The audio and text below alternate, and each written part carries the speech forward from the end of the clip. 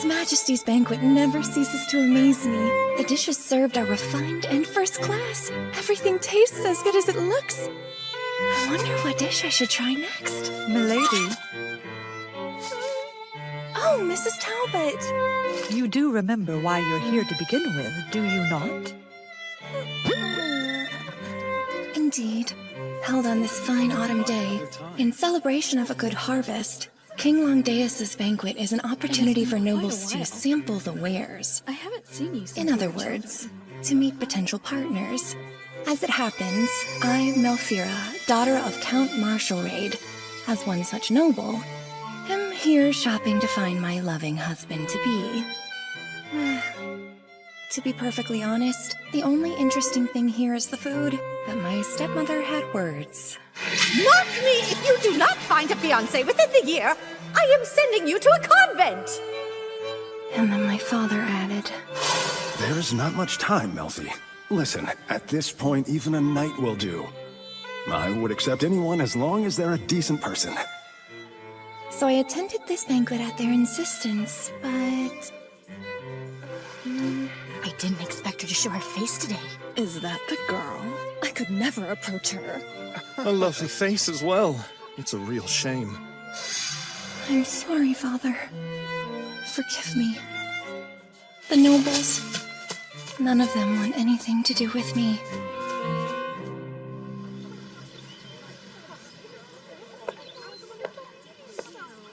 I guess I'll try over here. There seem to be more knights than nobles out this way. Maybe if I'm really lucky, I'll find someone who isn't aware of me. Run away! It's a monstrous beast!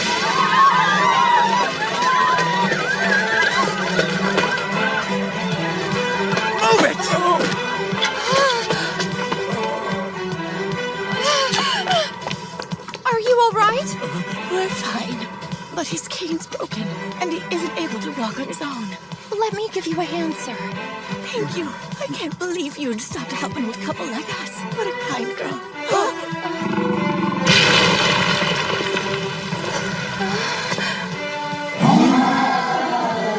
Why is there a mad backhorn?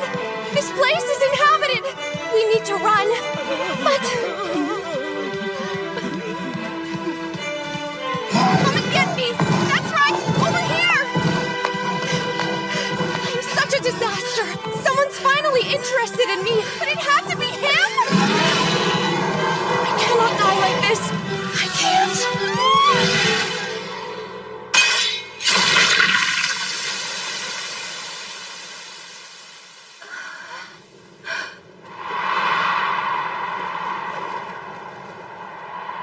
He killed it in the blink of an eye.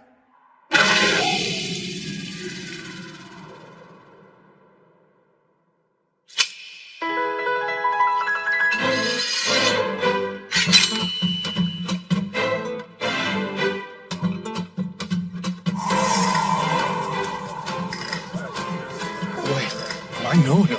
That's the Blood Mad Duke. He slew the beast with a single blow. Such terrifying killer. Are you the Blood Mad Duke? Yes, I am. Does that scare you? Scare me. I've heard the stories about him, slaughtering beasts to slake his thirst for blood. He sounded more like a fiend than a duke. But how can a fiend be so beautiful? It is a pleasure, Duke Galbraith. I'm so delighted to see that you are in good health. This hardly seems the time for such pleasantries. Injured? No, I'm all right.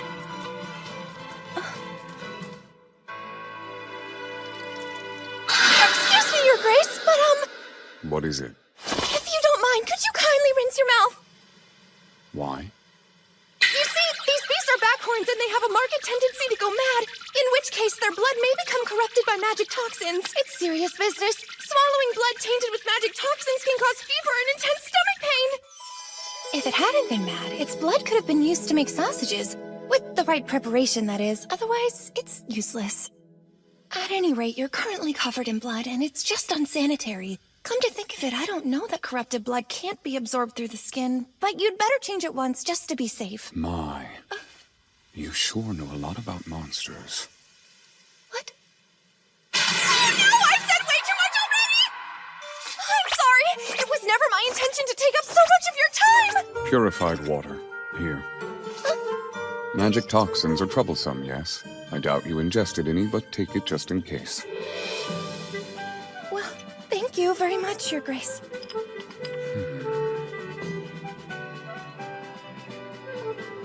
I can't allow myself to let you leave covered in blood as you are. Come along. I'll fetch you clothes. Oh, you don't need to do that. I'm fairly certain a soak in water will get the stains right out. That's what you're concerned about? Need I remind you it's beast blood? You're fine with that? Well, it doesn't bother me. I was butchering a beast last week and got blood on me then also. It's just one of those little things. You butchered a beast? Wait, what am I saying? Hold on. What's your name? I never introduced myself to you. Forgive me. Count Marshal Raid is my father. My name is Melthira. Thank you for rescuing me, Your Grace. I am in your debt. Huh? Please, forgive my outburst. I see it now. It's no wonder you know so much about beasts. Oh, I've heard about you. You're the girl who eats monsters. The voracious villainess. In this world, there are plants and magical beasts known as monsters, which are in a completely different category from everyday creatures. Due to the magic power they contain, consuming them may cause discomforting side effects like vomiting, intense stomach pain, and high fever. And for this reason, they are typically disposed of once slain, but I, the one they call the voracious villainess, prefer to eat them. It would be silly to hide it now. It's not monsters I'm interested in, it's mainly the meat that they carry. So they're food to you? Hold on. You mean the beast over there to you looks edible? Yes, it does. Just looking at it makes me wonder how I could prepare the monster's meat to make it more delicious! After all, if I'm going to consume it, I might as well give it an impressive, mouth-watering taste! Help me, why do you keep talking so much? For now, I'll just try smiling. Oh no, it backfired! Your Grace, have I done something to offend you? I made it worse! You must have blood in your mouth. Here, please, have some water. No, I'm quite fine. My apologies. He took my hand again.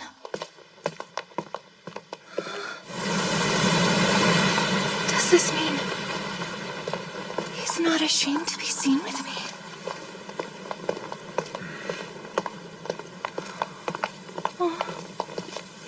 I'd like to know. Is it good? What? Meat from beasts. Tell me. Is it good? You've tasted meat from Backhorn before, haven't you? How do you... I mean, well, I have. So, how did it taste? People ask me this from time to time, and inevitably they're creeped out by the answer. To be honest, it has a similar texture to beef and is pretty delicious. Since it is wild game, I put extra effort into tenderizing it. Then it's able to be roasted or stewed. Right. So it's similar to beef after all. I see. If the beast isn't mad, then its magical flesh doesn't upset the stomach, correct? No way. How could beast meat taste the same as beef? Just imagining it makes me want to throw up. Dear girl, you're sure you've eaten real meat before in your lifetime? This is new. I've never gotten a reaction like this. He's actually listening to what I have to say. I'm so happy. To make it safe for consumption, you must remove the magic from all of the meat before cooking it. How do you do that? Well, it's quite simple, really, but it has to be done when you're bleeding the beast. It requires specialized tools and spells, but it's a proven method. Malfira, Yes! He called me by my name! would you be kind enough to prepare some for me sometime? This delicacy, monster meat. This man... What? I've never met anyone like him before. Pardon me. I do have to ask.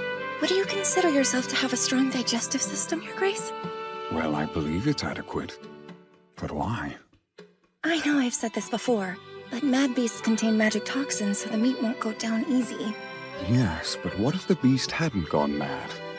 Then, like ordinary meat, it could either be skewered or grilled, made into sausages, or enjoyed any number of other ways. Well, I can't wait to try it all. The thought of eating monster meat is making him smile. In fact, he looks incredibly happy.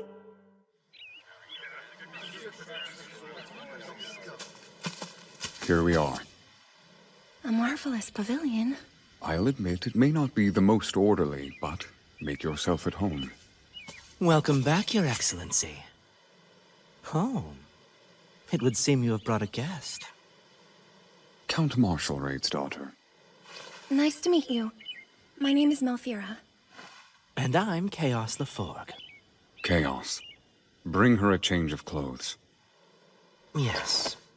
It shall be done.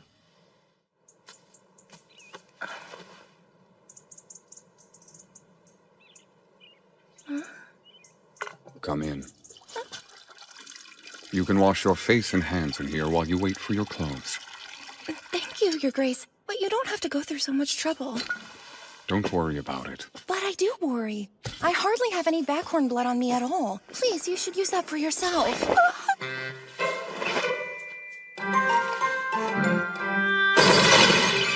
undressing in front of me! Of course. It's a perfectly natural thing to do. I've seen plenty of knights and hunters wash themselves outdoors before. But that doesn't mean I'm used to it! And yet, I can't look away. Is something wrong, Malfira? Oh, nothing. It's just that your physique is truly remarkable, Your Grace. What? Oh, thank you. I suppose I do a lot of training. Looking at your muscular arms, I see how you were able to make such a clean cut. Clean cut? Oh, when I beheaded the beast, you mean? It was such a magnificent display.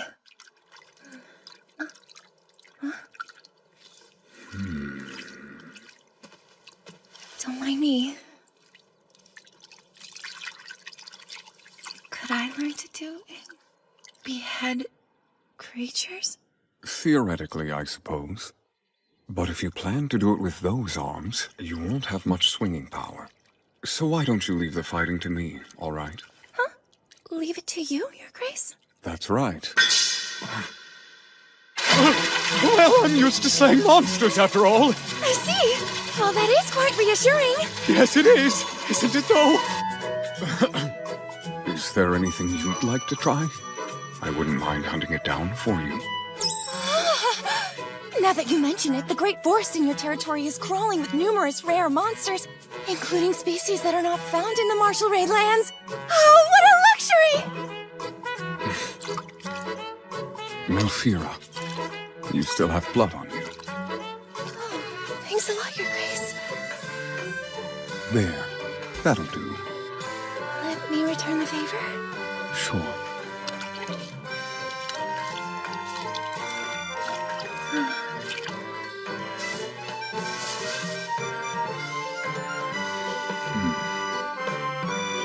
Pardon me, Your Grace. It's not proper manners to stand before a young lady half naked. I only removed my shirt. Everything else remains. That may well be the case, but it's still not appropriate. Particularly presented before the eyes of the unmarried daughter of the Count!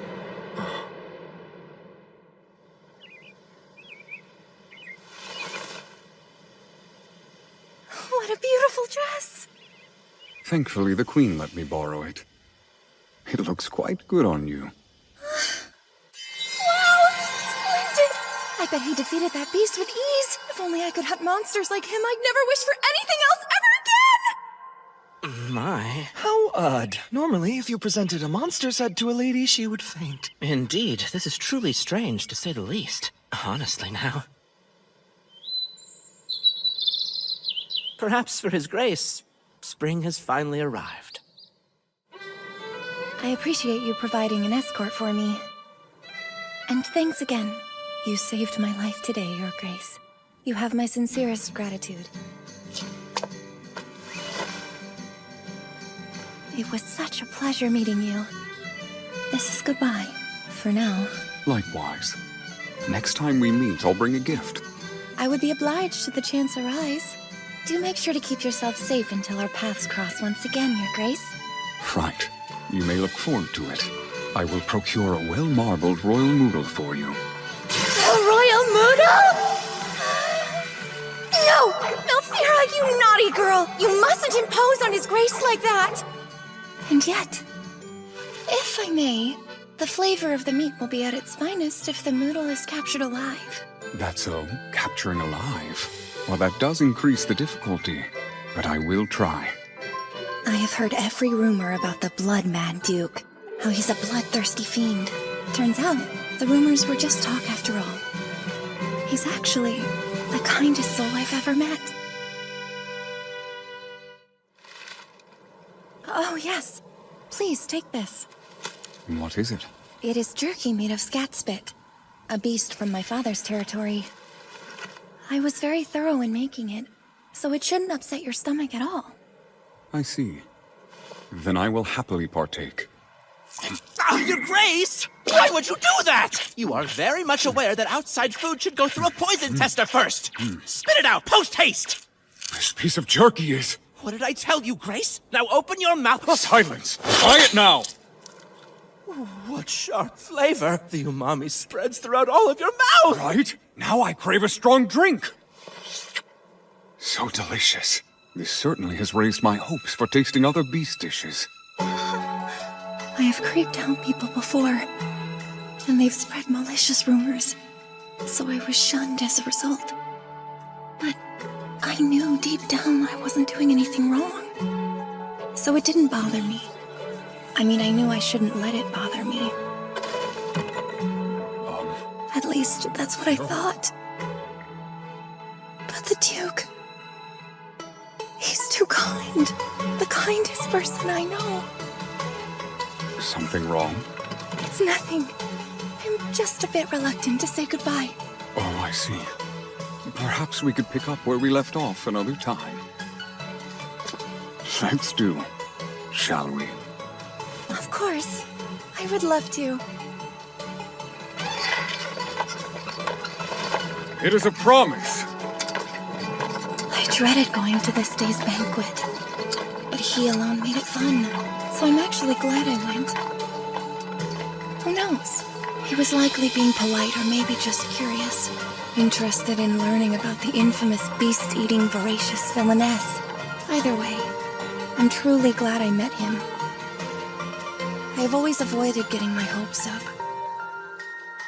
But maybe it's all right. This one time.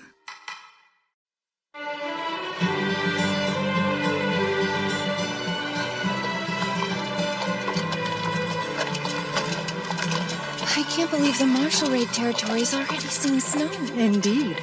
It was wise of you to come home ahead of the winter. Hold on. Is that? Hold the carriage! It's Father!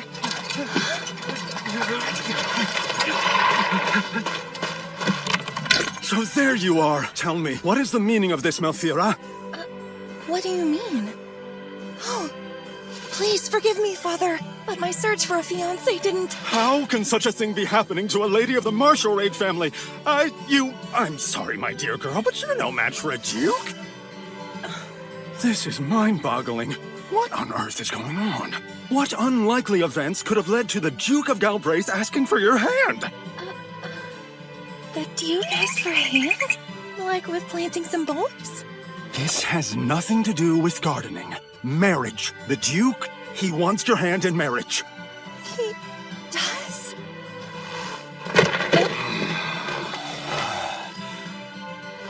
What do I even say? I haven't the slightest idea how to respond to this letter. Father seems extremely flustered. It is a promise. I am definitely more flustered than he is! I see. The hunters got a little carried away and decided to wander deep into the forest. As a result, they found themselves inside of a monster den. And what they found there was no common beast. It contained a great deal of magic toxins. Despite that, I upheld my duty, without any casualties no less. Very true, and you have my utmost gratitude. It's all because of your heroic efforts, Your Grace, that I no longer have anything to fear. That right, my dear Aristide? You're too kind, Highness. There's no need to call me that, it's so standoffish. Say, how about for old time's sake you call me Brother Maxim like you used to? No thanks! You and I are brothers by blood. That much is true. But there's more to it than that. 17 years ago, you took the throne as Crown Prince, while I became your subject and was adopted by the Galbraiths. There is a line between us now. Oh, good grief, I forgot how stubborn you are. And by the way, Your Grace, would you care to share what you have in your hand here?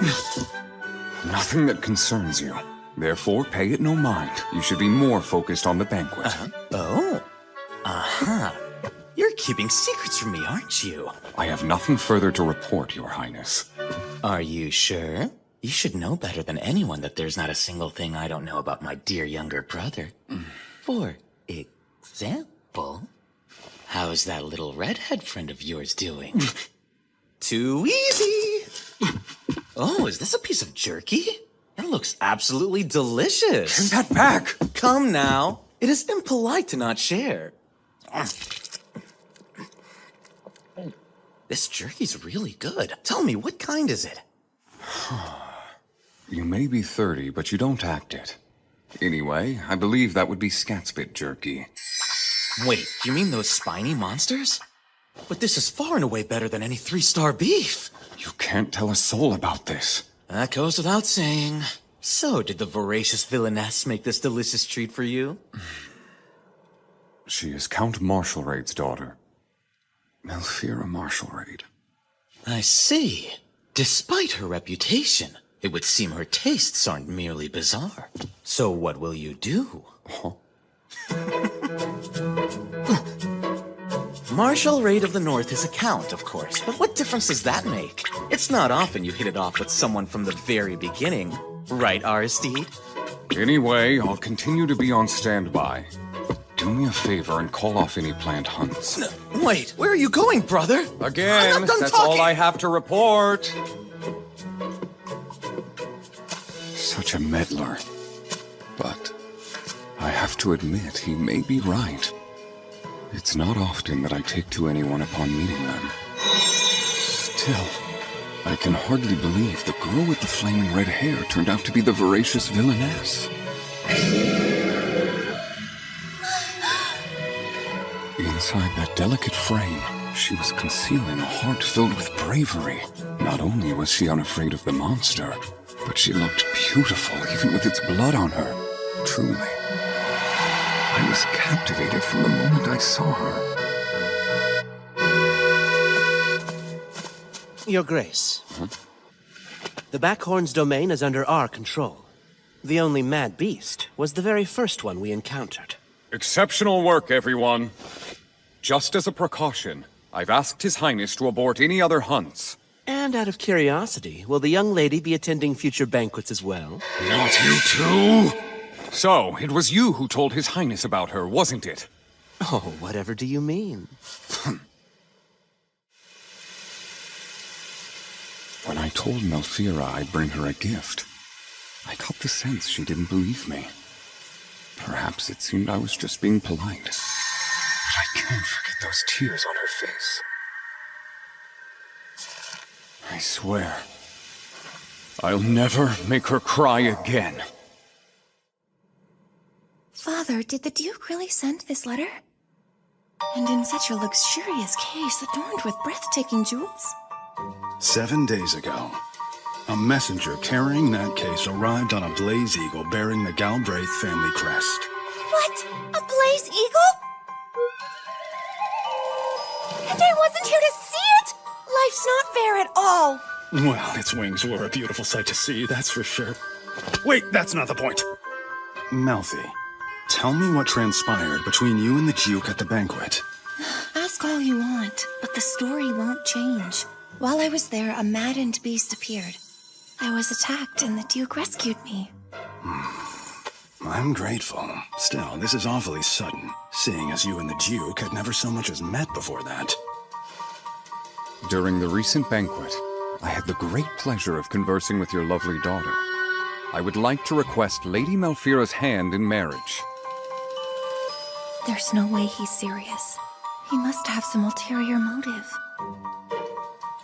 Well, at any rate, we need a good reason to turn down a Duke's proposal. For now, I'll just send a vague response. Perhaps that'll buy us some time. Very well.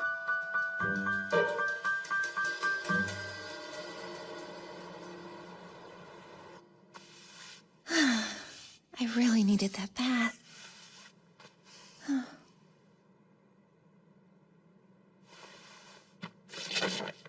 A proposal from a Duke, Aristide Roger du Galbraith. I must say it is a beautiful name. But Father does have a point. The Duke and I had never met before the banquet. And we only bonded over monster meat. Monster meat! Maybe he's like me. And the earnest Duke hasn't had anyone to share his desire to try monster meat with. I understand, Your Grace. It feels so lonely to have no one to talk to. But I'm a kindred spirit, so feel free to discuss all of your culinary curiosities with me. Is this magic? My dearest Malfira, after you left the banquet, the remainder of my time there was an unbearable bore. To make matters worse, my subordinate ate the rest of the jerky you gave me. How are things back at home? I hear it's snowing where you are. Malfira, I intend to pay you a visit before the depths of winter, so I am eagerly awaiting the 18th day of the month of Sirius. Did he say the 18th? Hold on, but the 18th is... He's coming tomorrow!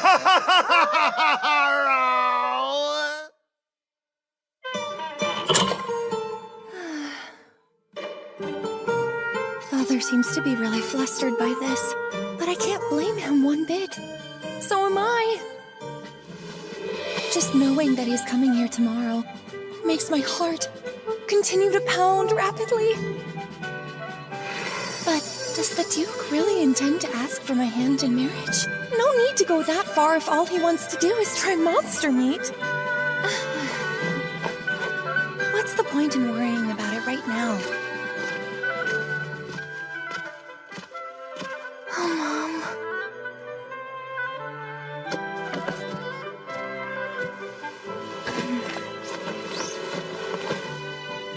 Can you believe it? Out of all the women in the whole world, the Duke of Galbraith wants to marry your daughter. What a surprise, right? But I wonder if he'll accept it. Everything you and I worked for to make monster meat delicious. One day, Melfi, I'll enrich the lives of those in a state of poverty. The people who live in this bitter cold and barren land. Do you think you can help Mommy do that? I'll help, Mama. The two of us will do it together. Everything I know about monster meat is because of you. And no matter how long it takes, I'll force the world to recognize it. Just leave it to me. I'll do my best to make it exceptionally delicious.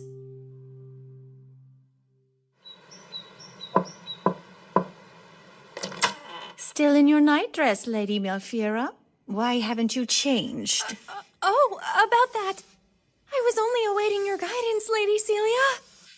Is that so? Very well.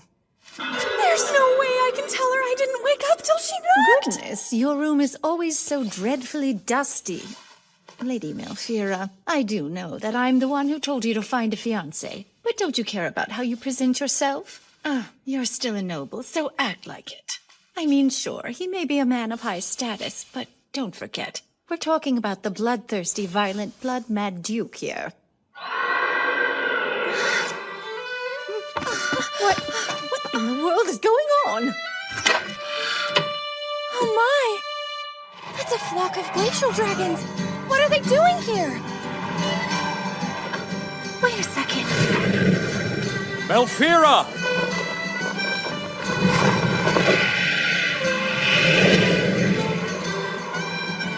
Did you receive my letter?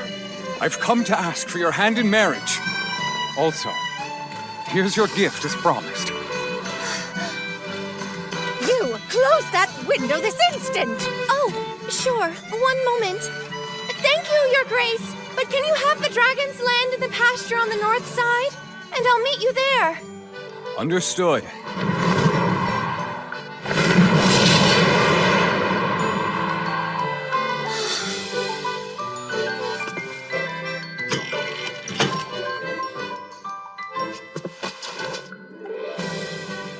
What do I do? That man is so dashing!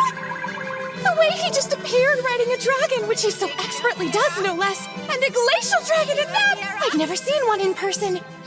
They look so different from the dragonlings that live around here. If only I could have seen the blaze eagle that Father saw earlier! Don't you hear me calling? Sorry! I feel unwell and weary all of a sudden. So tell your father. But the Count is here to propose to me. I still need your help. What are you going on about? You should be just fine with your father's permission. Can't believe he rode here on a dragon. I didn't understand before, but I see he's worthy of the name Blood-Mad Duke. How filthy. He's the kindest man I've ever met. And I fully intend to accept his proposal. I'll do it with pleasure.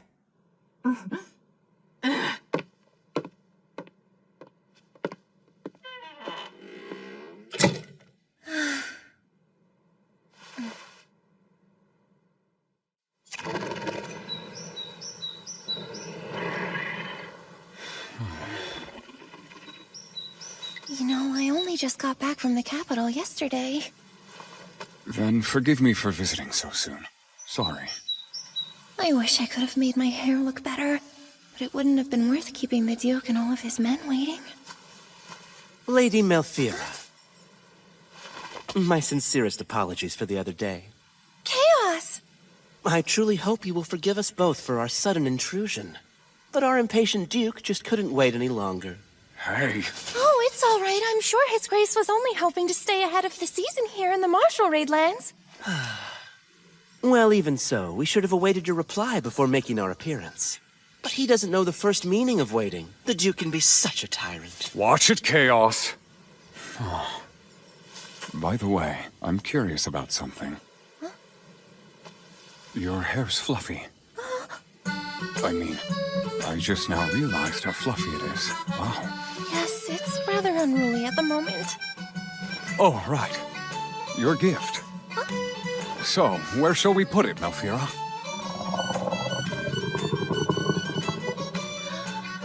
It's big. Is that a monster? It sure is.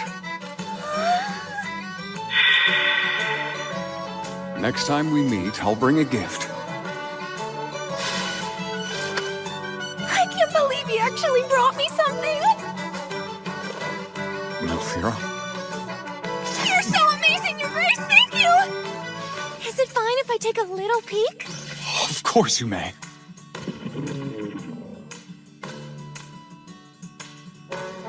Did you already kill it? The beast hasn't moved once since you brought it here. Why not? Just see for yourself. Those horns, that fur, and that color! You brought me a royal Buddha! Yes. Look at its golden fur. Beautiful. And And after feasting on Autumn's bounty, it'll be well marbled. Noodles are monsters with white fur, 2 spiral horns, and 1 sharp, pointed horn resting on their foreheads. Their soft and delicate pelts are incredibly prized and very beautiful. Royal noodles with golden fur being the most valuable of them all. Too bad their meat's always discarded. It's really a waste, you know? But this one's fattened up for winter and everything. It's an herbivore and eats only mushrooms and fruits, so I expect it will be delicious. But a fine specimen with beautiful fur such as this is extremely rare. In other words, this is extraordinarily precious. This is quite a gift. Are you certain you want to give this to me? Yes, I'm certain.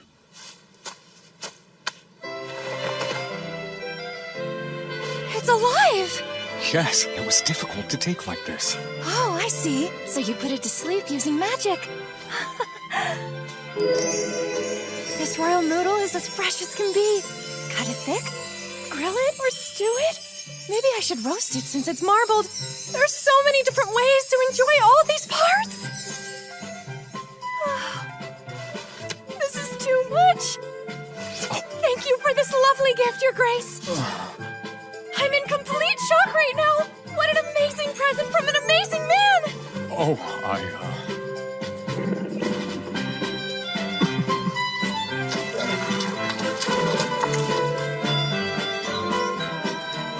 We welcome Your Grace. Thank you for making the trip out here. Please forgive my unexpected intrusion. I was merely seeking out a response before the middle of winter. Oh, that's right. How did I forget that? The Duke of Galbraith came all this way just to ask for my hand in marriage.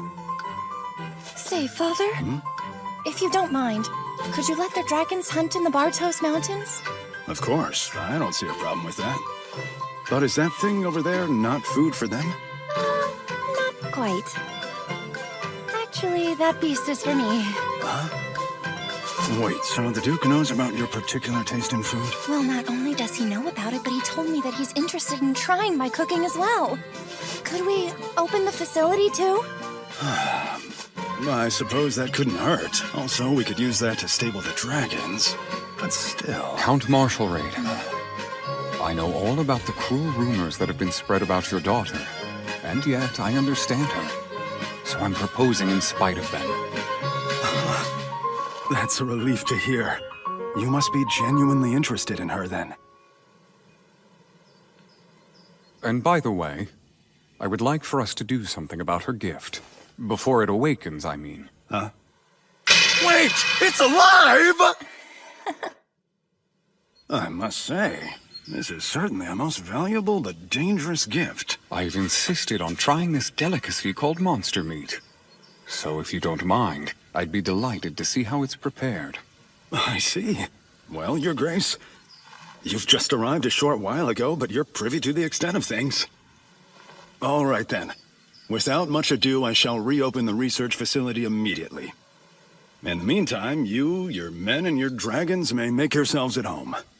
Melfi, how would you like to give His Grace the grand tour? I'd be delighted.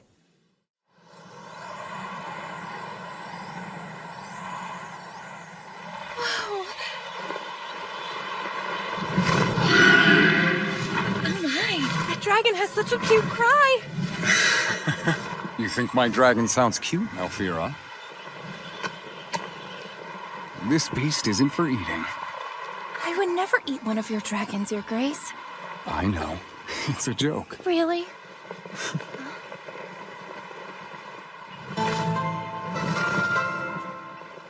The time's finally come. The research facility's there. What's wrong? Afraid? Of course not. I just never rode on a dragon before. But I'm fine as long as I'm holding on tight. Mother's research facility.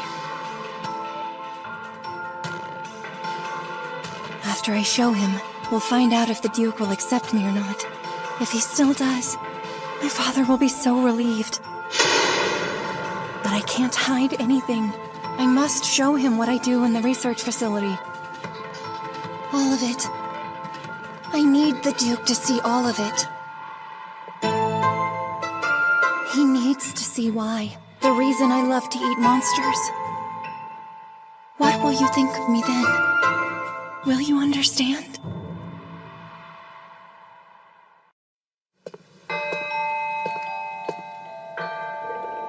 Ancient runes.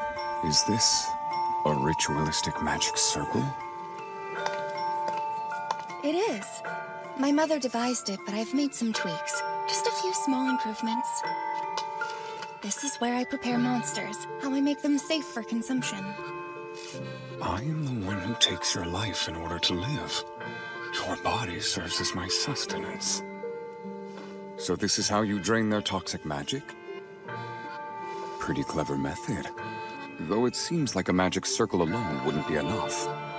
Oh no, it's not. The circle works to siphon the magic, but a receptacle is needed to contain it.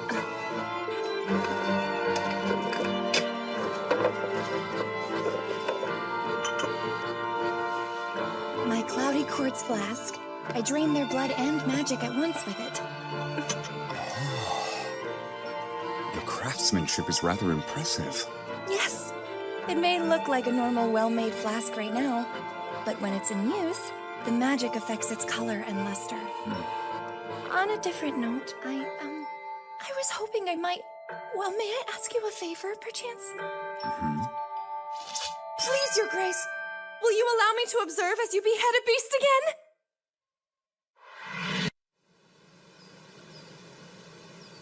Before draining the beast, it must be prepared and sheared of its fur. Cleaning a monster this large, in all honesty, it might take a little time. Unless anyone cares to assist?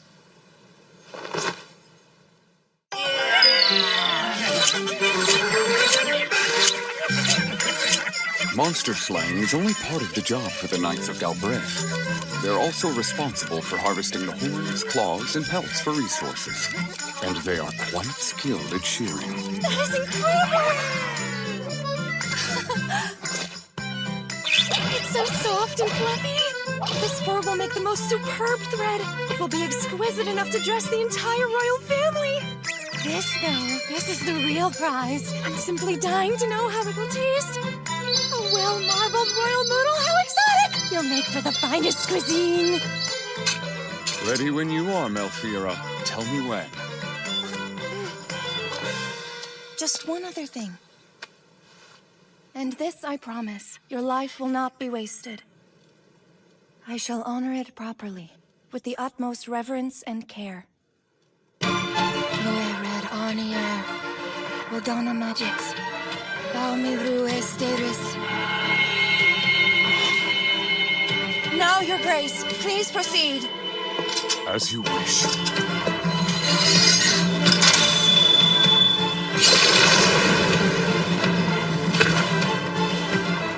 He already swung his sword. Did I blink? His swordsmanship. It never fails to take my breath away.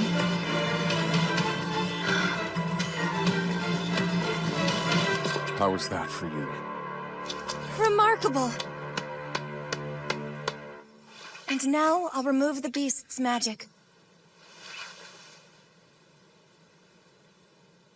Id Darnia, Odana Magix, Balmiru Stiris.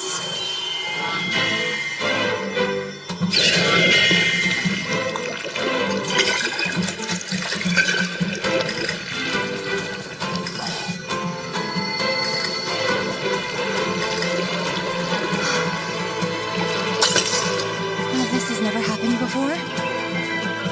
One flask won't be enough to hold it all. But I can't let go to swap it with another.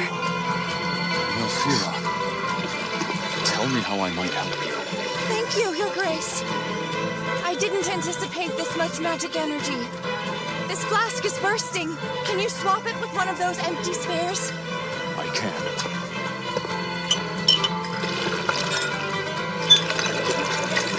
Many thanks, Your Grace. Are you sure that'll be enough? Yes.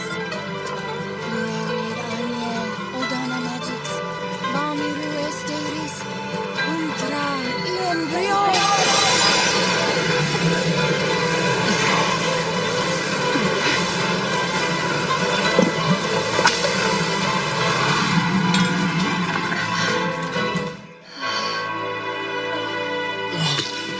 you all right? Oh, yes, I'm fine. Thank you. That seems to have done the trick. It's almost perfectly I preserved. was expecting it to be more desiccated, but it looks rather plump. It's a careful extraction process. Only the blood and magic are removed. Retaining the moisture is the key to delicious meat after all. Consider me impressed. How did you come to devise this method? Oh, I didn't. My mother conceived it. 17 years ago, the Marshall Raid lands had faced drought and famine, and many of its people were starving. Natural resources are scarce here, and the soil is hardly fertile. But the land is abundant in monsters, so my mother began researching how that might be used to our advantage. If we can take all this and make it simple enough that anyone could do it, then monsters would no longer be a nuisance to the people, but a food source that can save them. I took on the research after her death, vowed to carry the torch in her name. Of course, I can't deny I've also been getting a little personal enjoyment out of sampling rare monsters, and by a little, I mean a lot. But anyway, If I may, I do have one other question. What will you do with this? Oh, I use it as fuel for making fires. You make fires with it. Indeed. With this much, I'll be all set. I have enough fuel here for cooking and powering the lights in the facility for 2 months. That's really all you'll do with it? Well, yes. Why? Is there anything else it can be used for?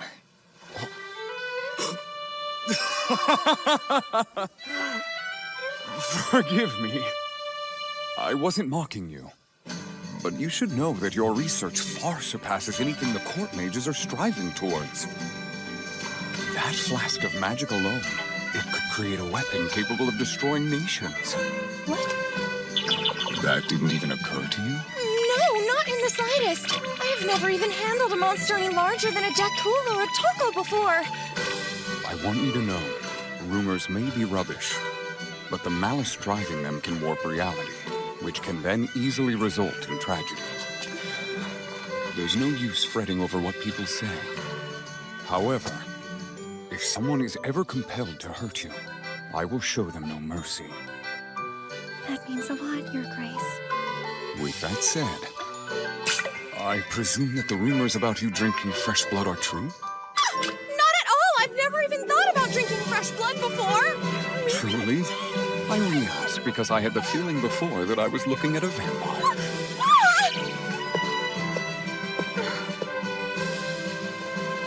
Your red hair mesmerized me like a wildfire, not to mention your vibrant green eyes, more radiant than barren. It was then I realized I would give up anything for you, even my very life. What? Stop! Please don't tease me. You weren't mesmerized, and my hair was just reacting to the magic. I meant what I said. I wasn't teasing you. Oh, really? Well, if that's the way it is, your eyes looked beautiful, glittering with magic energy, and with your coat fluttering behind you on your dragon, you looked magnificent! I did? Sorry, that was... No, Well, that was embarrassing. Utterly devoid of charm. What? So, moving on, we'd better get to work butchering this monster. Who knows when the mansion will call us back? Yes, let's do that.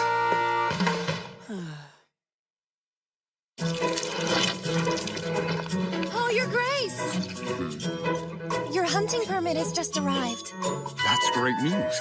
I have a feeling the Royal Moodle's organ meat alone won't be sufficient. Do the dragons complain? That honestly sounds a bit terrifying. They're terrifyingly gluttonous, that much is true. And how about you? I imagine you must be famished, Grace. I don't think I've ever been so hungry in my entire life. And that tasty-looking hall's just sitting there waiting for someone to eat it. It's almost like it's taunting us. It truly is putting my patience to the test. Aged meat is perfectly delicious, but When are we going to have another chance to eat it fresh? I doubt anyone would even notice if we sliced off a bit for ourselves and boiled it. There's plenty of it. No one will miss one of the finer cuts. Those are my exact thoughts. I have to say, you're a naughty one, aren't you? No naughtier than you, Your Grace.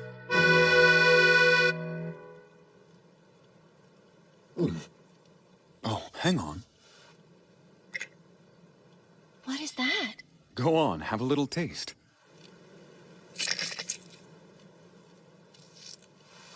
What is this? It's absolutely delicious.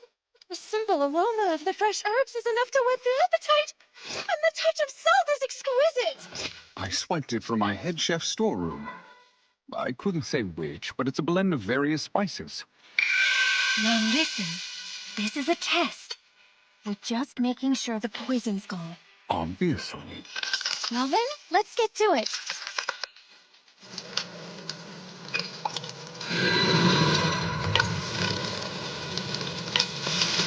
Let's be safe. We should cook the first ones until they are well done. We have to wait that long? This is starting to feel like some cruel torture. It'll be worth it. Waiting is better than getting sick after all. You're done now, right? No, they're still not done. They need to be flipped and then cooked again. Oh, come on! Your Grace. Not now, Chaos. Come back later. Would you two be sneaking a little snack before it's dinner? You! Don't creep up on me like that! We're doing nothing! The mouth-watering smell tells a much different story. But nice try. Oh, here, the hunting permit came in. All yours, Chaos. Go round us up some game and feed the dragons. Thanks, I'd be happy to, but I must insist you join me. But I can't! I'm busy helping Elfira. Really? Your poor dragons are so hungry they're whining and you're too busy for them? Just admit that you're sneaking a bite. All right, fine. You can have a bite, too. Only a bite? You damn snake! Fine, a skewer, then. Thank you, you're too kind. However, it would feel just wrong eating before the knights. What? Lady Melfira, our poor deprived knights. They've been forced to survive on the most dreadful, monstrous meat. My. Hey. Milady, please let them have a taste. Or rather, permit them to sample the meat for poison.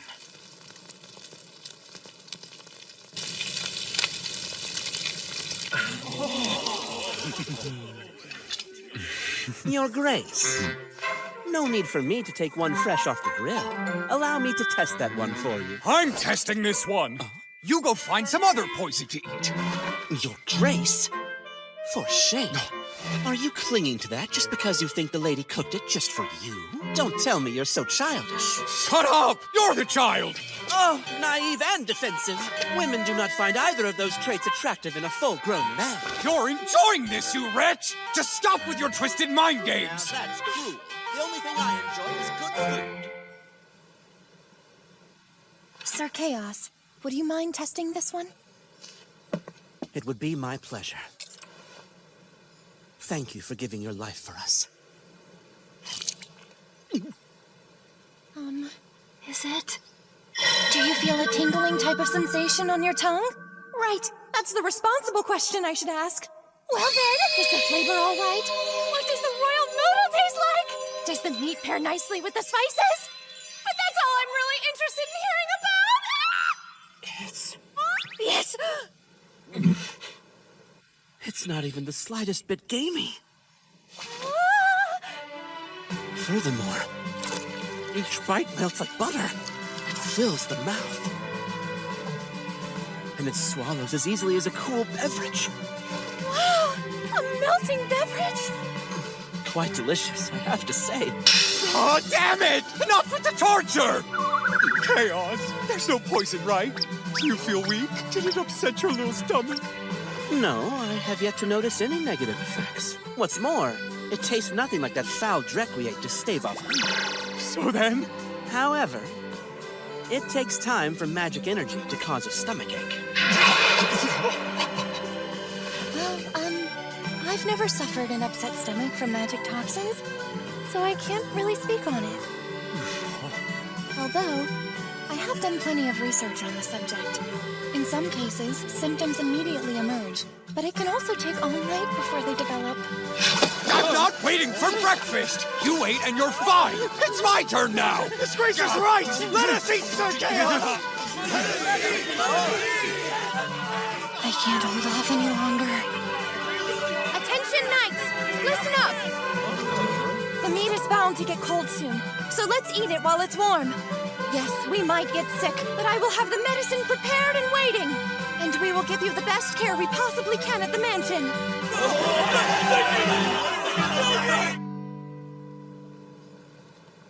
All right then, let's have a taste, shall we?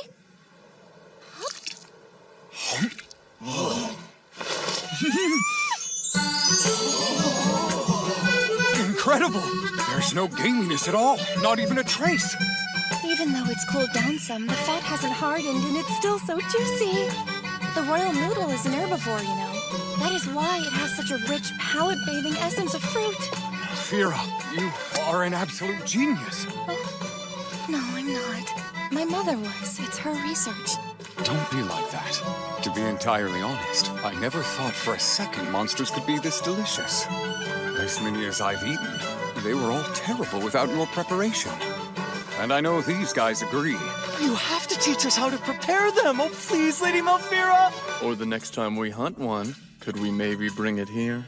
That sounds like a fine idea. I'm trying not to think about all the savory monsters I've wasted. If I had only known. How could you have? Most people consider it taboo to eat monsters after all. Seconds, and hey, why not thirds? Your Grace. No! I was only... Well, don't worry, I'll be plenty hungry for dinner. Honestly, I'll eat it all. I was planning to head into my lab for just a little while. Would you care to accompany me?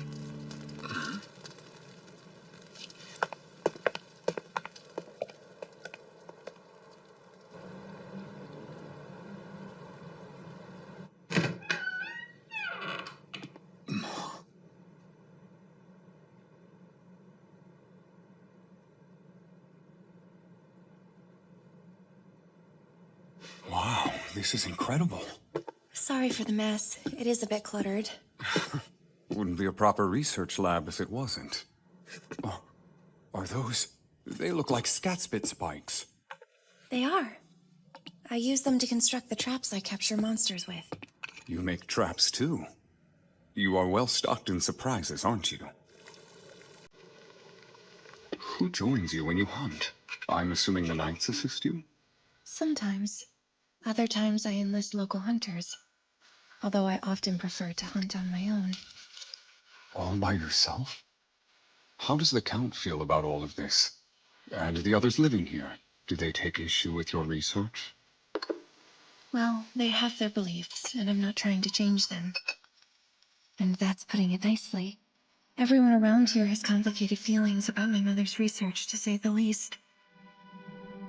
Even the scores of people my mother saved from death by starvation. They deny that they survived by eating monster meat. They're too ashamed to admit it. I take it they're animists? Yes. Throughout the surrounding lands, animism is quite common. It strictly forbids the consumption of monsters. Against that, your resolve must be built from steel. Well, that's hardly the case. It's just that I simply couldn't bear living without her research. It'd be like losing her again. But why do you feel compelled to continue it here? If the people refuse your work, why not conduct it somewhere else?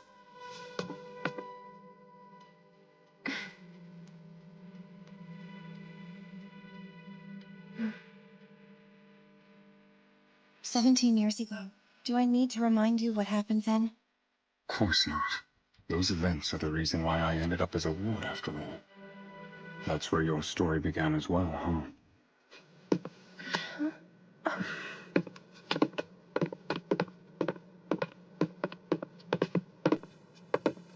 I know this may be hard to talk about.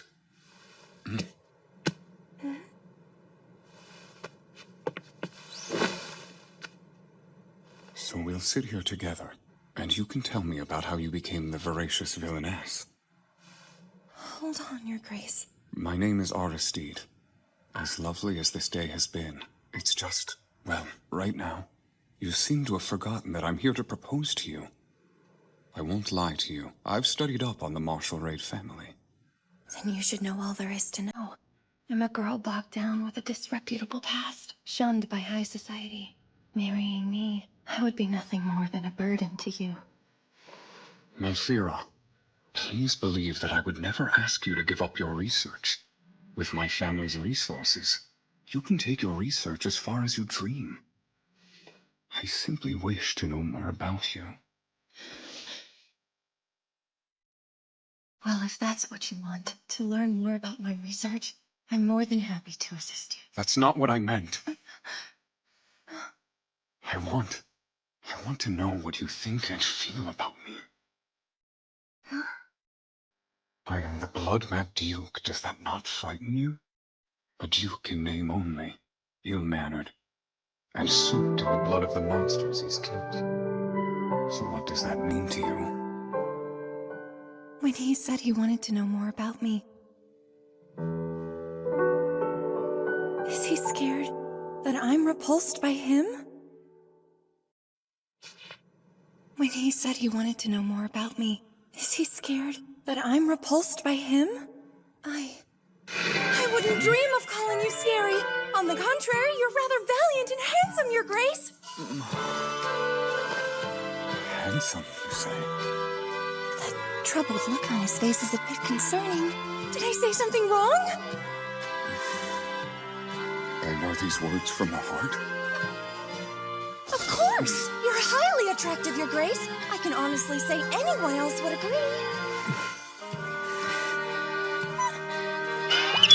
Oh dear, can I make matters worse? Your beautiful hair shimmers like moonlight. My hair is the dull gray of a mongrel's pelt. And when those amber eyes of yours glowed golden with magic, they were simply stunning. What you glimpsed was the sight. Were you not disturbed? Not at all. I can still see you beheading that backhorn, your eyes shining a bright, beautiful gold. It's a vision that's seared into my memory. Perhaps you were bewitched by the power of the sight, no? That's not it. It's you. Your intensity was what truly bewitched me. Very well. As long as you are comfortable. Quite. Consider this. There are few brave enough to take up the sword. Slaying a beast is an important duty, and someone has to do it. Given that, what right do I have to look away in disgust? The monster blood upon your skin is but a symbol of your fearlessness. And what about my utter lack of class? That doesn't offend. Don't be silly. You bring peace to the people of Galbraith, rather to the nation as a whole. Nothing could be any nobler than that. Soothing, your words. And your thoughts of me as your fiancé? I had never considered that. If we were betrothed... Listen, Melfi, at this point, even a night will do. A duke would more than suffice. If anything, it might be more than that's the problem. Just imagine spending every day with him at my side. Good morning, Malfira. Sweet dreams, Malfira. I stole my heart! I can barely breathe. Easy, girl. People will think I'm far too inferior to be wed to such eminence. But honestly, since my days are pretty much wrapped up in my research, all I really want in a partner is someone who will let me carry on in the manner to which I'm accustomed. Oh, please. It's all well, milady. If only he knew! Father's blessing is all that stands between me and a blissful life filled with magical monster magnificence! Still, who knew I could be so self-centered and calculating? Allow me to answer your question with a question of my own. Never mind what I think. Plenty of others would be thrilled to claim your hand in marriage. So why is it you seek mine? Say you and I do end up betrothed. What would your citizens say to someone with my proclivities being your wife? Animism is less common in the lands of Galbraith than it is here, but even so, marrying the shunned, monster-eating, voracious villainess might turn your people against their own duke. No. I know my people would welcome you with open arms. Are you familiar with the Erzinye Wood? I am. Apparently, it's a treasure trove of monsters in the Galbraith territory. Why? A treasure trove of monsters. Truer words have never been spoken. No matter how many I hunt, they keep coming. Disposing of the carcasses is a task in itself. Magic accumulates where beasts run rampant. They feed off the toxins generated and are driven mad by it. For that reason, I must continue my hunt to cull them. My life, my fate is to bear this burden as a Galbraith. I cannot imagine. Yet you have opened my eyes. To me, monsters were but a quarry. Hearing you speak so passionately of the cuisines you make from their meat, witnessing the care you took to prepare that royal noodle, it amazed me. Yours is a novel perspective. We consume monsters as well. But never did we imagine there existed a method to thoroughly drain them of their magic. I have little else to celebrate, at least when it comes to talent. Come now. Turning a nuisance into a food source is more than worthy of celebration. Take heart in that. Truly, everything I've worked towards would be useful to you, Your Grace. What now, Mother? For so long I've dreamed of such a thing. For even the voracious villainess to help someone. For your research to see the light of day. Melfira. As my wife, you will have everything you desire.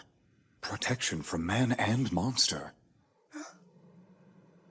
Bring your knowledge to the Galbraith lands, and it will be used to feed hungry people in need.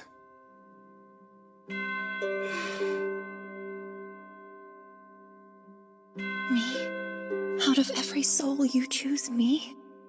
Can I really get my hopes up?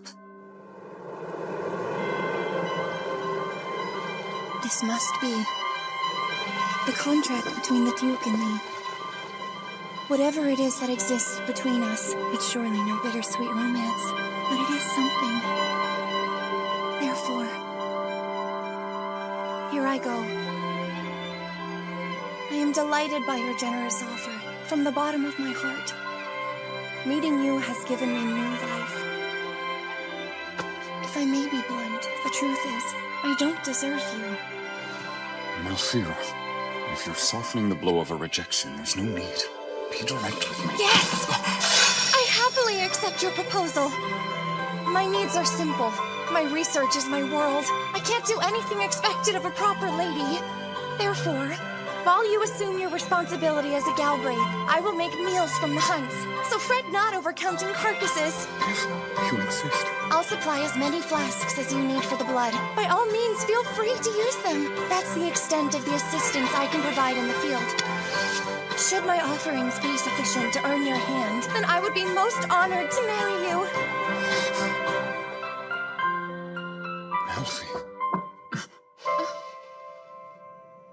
Pardon the interruption. We are prepared to receive you at the mansion. Come with me. I'll take you to the drawing room. Understood. Beg your pardon. May I have a moment of your time, milady? Huh? This man is still an outsider. Avoid revealing too much about the circumstances of your research. Better to stay on guard. Now then, right this way.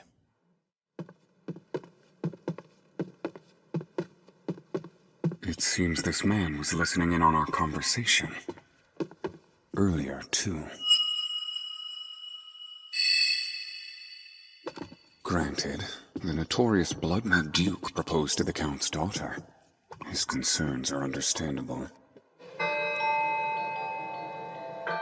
And I take it you're absolutely certain about this? The Galbraith family is more than happy to welcome your daughter. She's an extraordinary woman. A jewel nestled deep within the mountains. As her father, I've known this since the day she was born.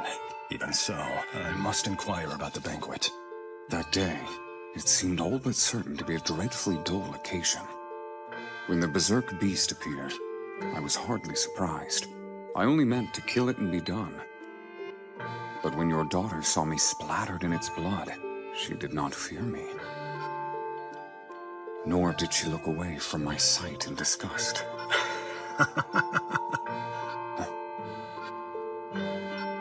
Can this truly be? Someone willing to accept me for the man I am? Even now, I'm not entirely certain.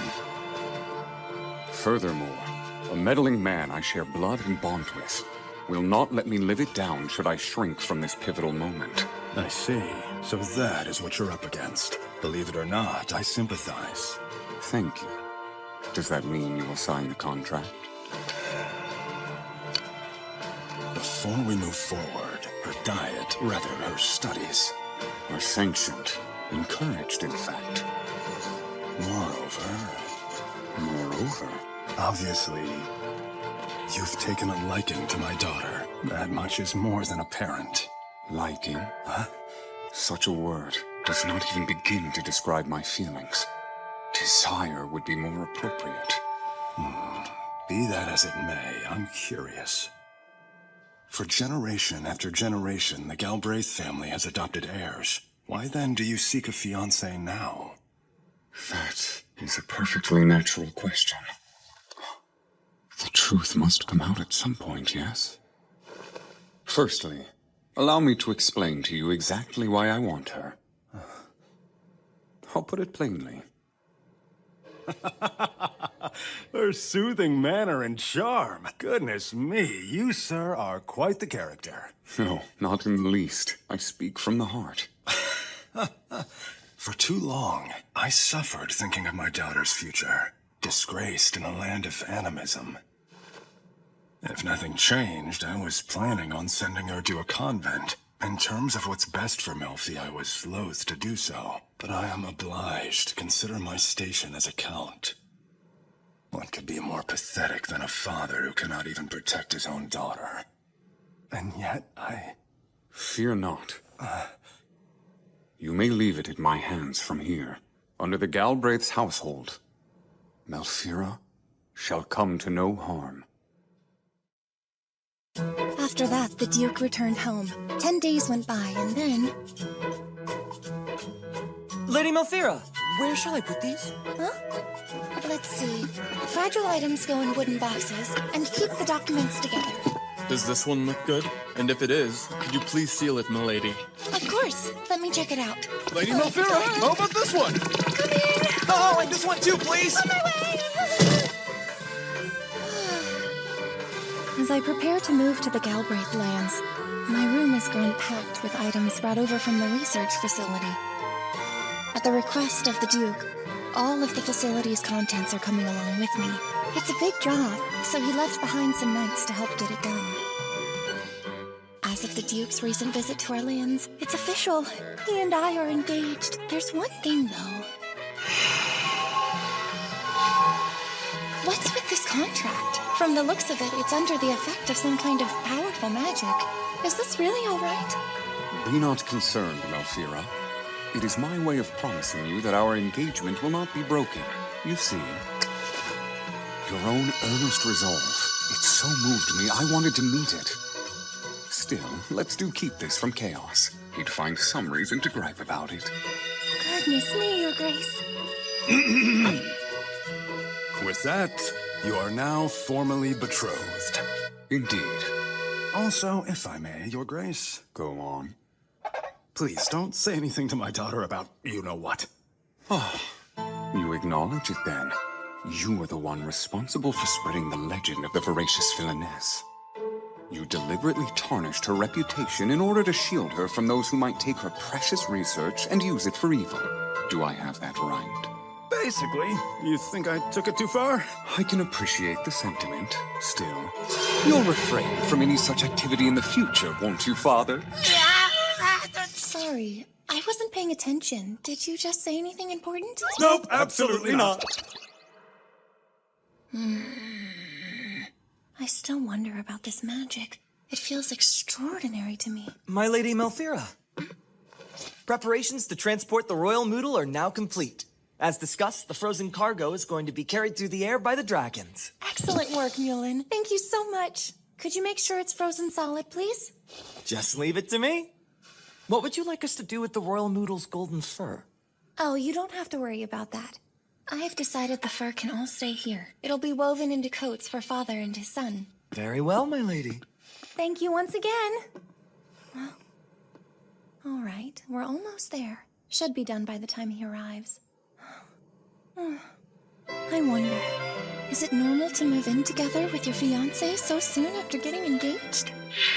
According to the Duke, The winters here are painfully long. Must I truly wait until spring? his lands are unique, and he wants me to start getting acclimated to them as soon as possible. But am I ready for life with him and his family? Mother, what was all of this like for you? I'll never know. I lost you too young to ask you so many things. I don't know the first thing about being a homemaker. My good lady, your escort has just arrived, and the master is awaiting you at the main house. It seems the arduous task of packing is complete. You may feel some sadness, but this is above all a joyous occasion. You're right. Thank you. I trust you'll look after my father, Herman? It goes without saying. Now, are you quite ready? Yes.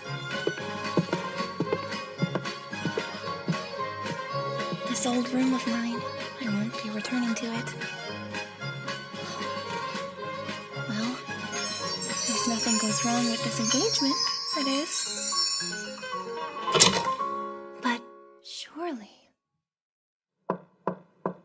Father, it's time for me to go. Excuse me.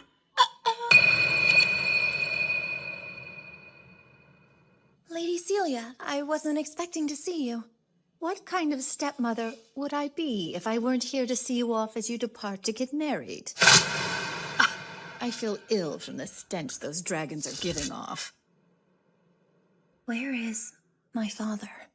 Outside, making one final check that your belongings are in order. To think, that frightful room of yours, finally purged of all your trappings. I trust you aren't leaving anything behind. Only the golden fur of the royal moodle. Please, use it to make clothes that will protect father and your son from the cold. I find monster fur unsettling. Nonetheless, it's quite rare and valuable. Far too good for me, I'm sure. Is that so? I'll take my leave now. Thank you for everything. What a performance! I should think it would take better acting than that to seduce the Duke. I'm sure you're already aware of this, but even if you and the Duke were to have a child, my son, Louis, is the sole heir to the martial raid title and everything that comes with it. Of course, I'm marrying out of the family, aren't I? I'll be a happy, devoted Galbraith. Disgusting! The same demure little face Lady Elise used to wear. Flashing that phony smile while taking the best for yourself. I couldn't stand your mother, and I can't stand you. Elise? My mother? They knew each other? But where could they have met? Hear me. Even if the Duke finds sense and calls off the engagement, you shall never have a home here again. I'll gladly ship you straight off to a convent. I will bear that in mind. I've had quite enough of you, and quite enough of those noisy dragons. You may be gone now. Yes.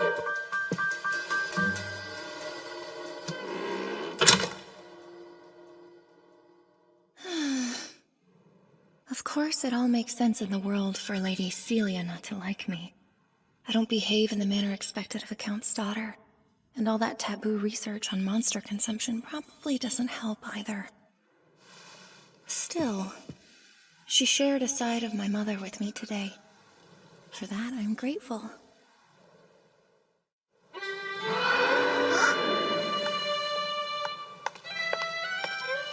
Hi, Father. Ah, Melfi. Looks like you're ready to begin your journey. Yes, all packed up. That coat looks good on you. I know it well. Elise wore it the day she and I were married. I had no idea. Come to think of it, she was originally from the south, right? The winters in the Marshall Raid lands must have been a shock for her. That they were. She was so excited to see her first snow. Maybe too excited, considering she immediately got a cold. Oh dear, poor mother.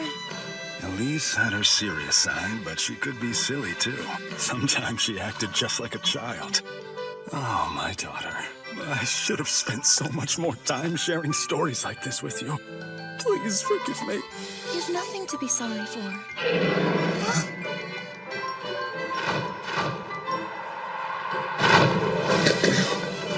Time to take you home, Melfira.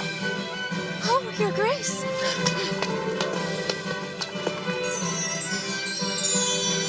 I hope all is well, my most precious bride-to-be. Goodness me, it looks like you're blushing. No, what did you expect? I just was. Will you stop teasing me already? Why, Your Grace, I must say, I'm taken aback you'd be so bold as to behave as such in my presence. Sorry, Father. I adore my fiancée so much I just can't contain it. You have everything you need? Yes. You're sure you don't want any of this? It is quite a lot. Everything there is either transcribed notes or planks I used to write on when I didn't have any paper. In that case, shall we burn it? That sounds fine. Well then, it's come to this, Count Marshal Raid. I'll be taking your daughter and going on my way. Farewell, dear. See you in spring. Actually, it'll be a bit longer than that. I'd like her to stay by my side until our wedding in the fall. But, Your Grace, we still have to prepare everything she needs to marry into your family. No need. I'll provide anything she could want.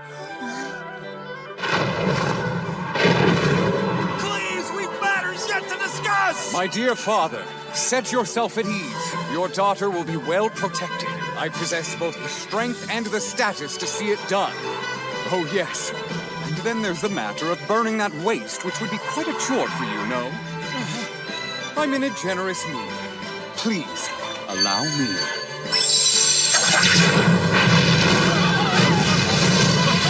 Take far too much liberty, Your Grace!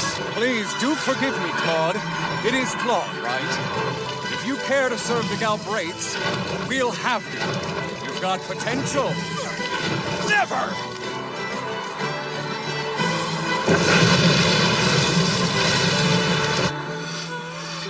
The flames reached ever skyward. To my eye, they resembled a fireworks display in celebration of our new life together.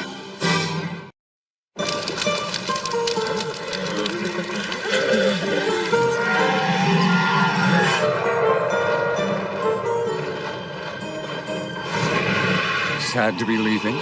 Maybe just a bit. And yet, I can't stop myself from thinking about the future. You need simply be yourself, just like you always have been. The best thing I could hope you would do for me as your husband is to comfort and appreciate. Comfort and appreciate? Not so certain I'm capable of doing something like that. But you already are. I mean it. I feel comforted already. Besides, I enjoy our conversations about monsters. In Galbraith, you can devote all your time to research. I'll even hunt the monsters for you. Recently, after the knights tried your royal noodle, word has spread rather quickly. The men are all excited to see what you'll make next, if it's not too much trouble for you. I'd be delighted.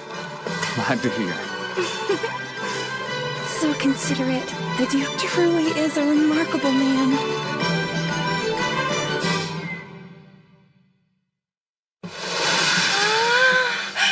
Look at this view. It's almost like the world's painted red. Lovely, is it not? So very much like your red hair. But my hair doesn't look nearly as lovely as the sunset. I disagree. When you activated your magic circle, it radiated just like this. But the sun pales in comparison. The memory of it still captivates me. You're beautiful. I really don't mind his grace touching my hair at all, but it's embarrassing. I keep getting flustered by him.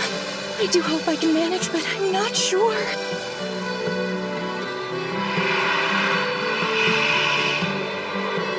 They look so beautiful in the night. The lights help us track each other's location. From the perspective of those in the ground below, I imagine they must twinkle beautifully. If someone were to look up and catch a glimpse, they might mistake them for shooting stars. Dragon shooting stars. How wonderfully magical.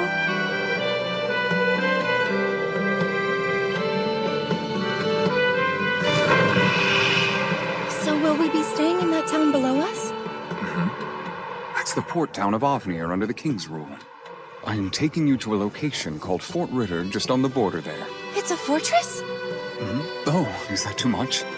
I can find a room in town where you'll be more comfortable.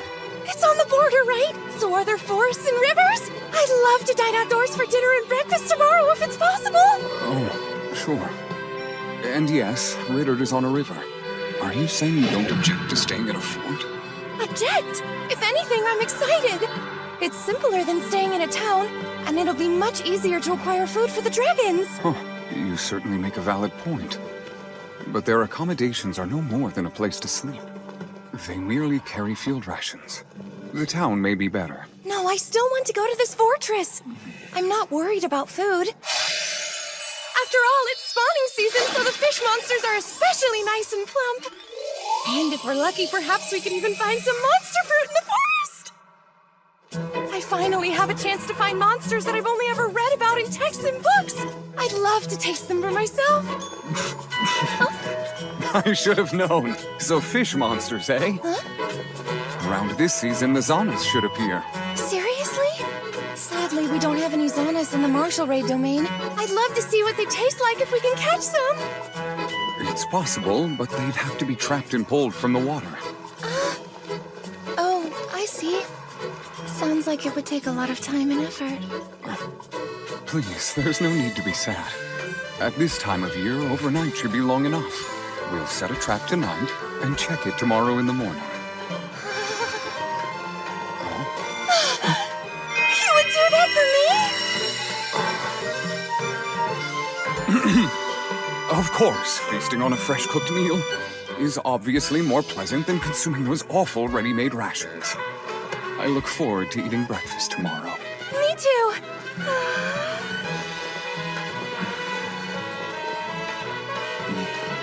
The Duke is so sweet, but that worries me a little bit.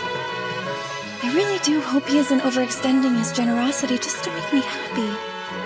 Now that I think about it, Chaos did say... Lady Malfira, our poor deprived knights. They've been forced to survive on the most dreadful, monstrous meat. Pardon me for asking this, Your Grace, but have you ever cooked any of the monsters that you have slain? I don't know that you could fairly describe them as cooked. They were what? Just terrible. Tough and gamey. It was our last resort on extended expeditions when we couldn't stand the hunger. We cooked it through in hopes of avoiding stomachaches. Alas, those hopes were utterly in vain. That's what happens when you don't remove the magic toxins first. May I ask what monsters you've tried? Well, there's Beluvia, which was especially tough. They were all gamey. But the gamiest by far was Screamwood. And Gargantus was inedible in every aspect. Awful. So foul it would never pass as food. Its outsides appeared engulfed in flame and rock. Its insides were like sludge. But as to whether I consumed that sludge in my famished desperation, my memory fails me. We're almost there. I'll take the dragons down. All right. Hold tight, and do not let go until we reach the fort. Yes, Your Grace. Good.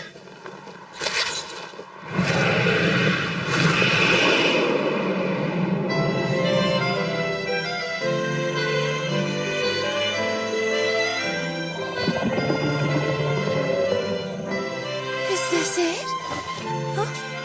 Same accommodations as last time, I assume. Oh, well, about that. His Grace has a guest accompanying him. He's brought someone? Hold on, he's brought a lady companion! We'll occupy the entire west wing of the fort. Make the arrangements. I'm sorry to say, but we've got nothing fancy to offer here. But I don't require anything fancy. It feels like my presence here is an imposition. Come now. We must begin unpacking all the items that we need. Very well then.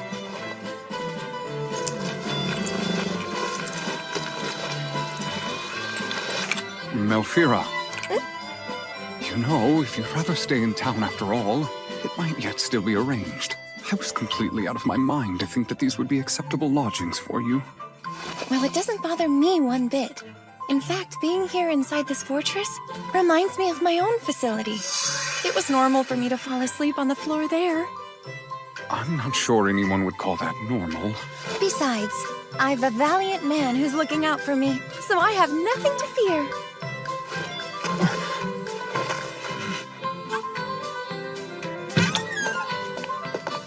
This will be your room for the night. You should get some rest. You must be exhausted. Not at all. The ride here was actually quite comfortable, and it's all thanks to your magic. What's this? Is something wrong, Melfira? Yes, afraid so. For you see, I know that smell.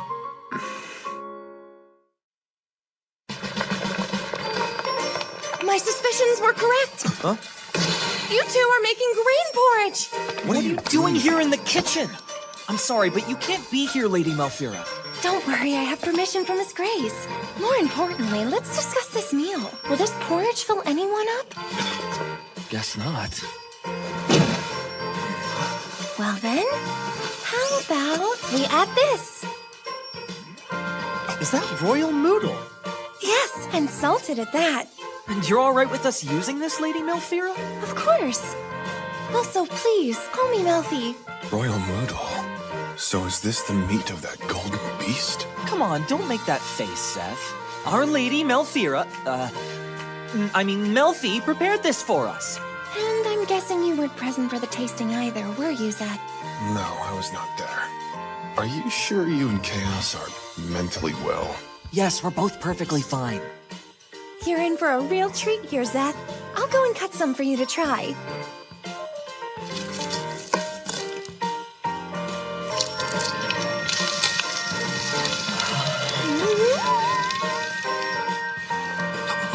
Don't worry, there aren't any magic toxins. I promise it's safe to eat. If he doesn't want it, I'll gladly take his slice. How about I just give you your own? Are we really gonna eat this? Of course we are. You'll miss out on a lot of good dishes if you remain so picky, Zeth. Here's your portion, Mulin. Enjoy. It looks great. Perfectly salted. Seth, the taste of this meat is phenomenal when eating it fresh, but it's practically irresistible when it's aged too. Royal Moodle's fantastic. Oh, is it now? That's good to hear, Mulin.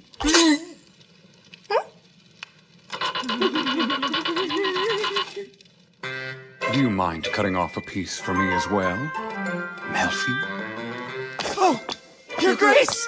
There isn't any need for you to sulk, Your Grace. I have some meat for you, too. You're wrong. I'm not sulking.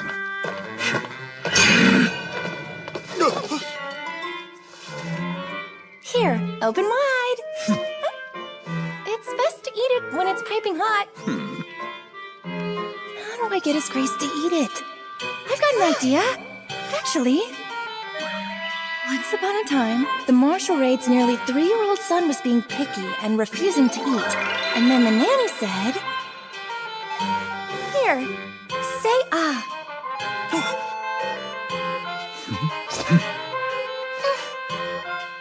Maybe I'm forgetting something.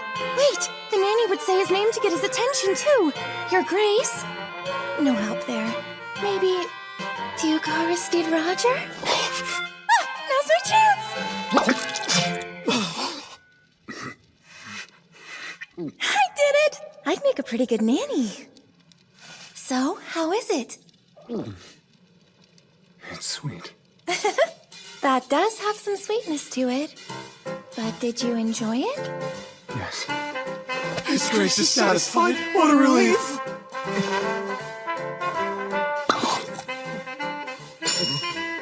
What do you think, Zeth? Wow, it's actually not bad. Glad you like it. Now, how about we get to work on these grains, huh? So, Mulin, Zeth, I need you two to cut this meat into tiny pieces. Right! Oh yes, don't forget to chop these vegetables. Right away! It's so good! Wow, what meat is this? I heard it's royal noodle. That golden beast?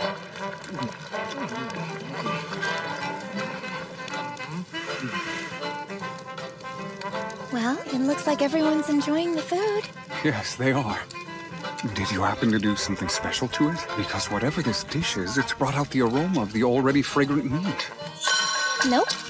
I simply diced the meat and fried it up. Nothing out of the ordinary. Come. It's your turn. Say ah. No thanks. I'm capable of feeding myself. I'm glad you like the grains, but how about you try the salted meat and see if it's to your liking? Open wide. I will try the meat later. Really? All right, well, if you insist. It's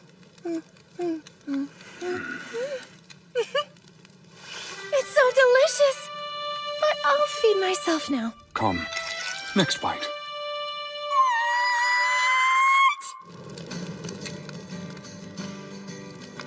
Melfi, Something troubling you, Your Grace? I would like something from you.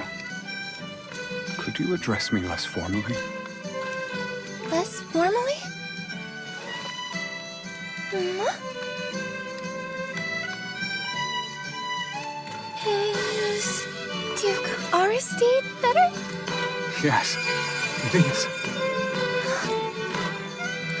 According to Chaos, most engaged couples will use each other's names or terms of endearment. Now that I think about it, I remember my parents always called each other by their names. But it'll be weird if I start using his name so suddenly. Since the first time we've met, I've addressed him as Your Grace. No, if we're to marry, then I must get used to it. Yes, but... I'll try, Duke Aristide. Thank you, Melfi. Sure, sorry. I guess I need to get used to saying your name properly, that's all. That's so. If you'd like, use a nickname. But what would your nickname be? Perhaps I can come up with something appealing from his real name. Aristide Roger. Let's see. That'll work, maybe. How about Roger? Is something wrong? Your eyes turned gold. I know. Have you suddenly fallen ill? I'm Mulan! Your Grace! Stop. I'm fine. I simply lost control of my power for a moment. Don't tell me. Could the monster made have caused this? Don't worry, Melfi. It is all right. Really, Mulan? You're sure? His Grace's magic power is strong, and he's capable of stowing away far more than the average person can. So he should fully recover once he releases a portion of it. I promise you I'm fine. Don't worry. Yes, but... Now then, I'll go catch Azanis for tomorrow. Sound good? As a precaution, I'll come along too. I had no idea. The Duke needs to expend more magic power than the average person. But what does that mean? Magical power resides in both monsters and humans. And when it accumulates and materializes in monsters, it produces toxins and drives them mad. But what about humans?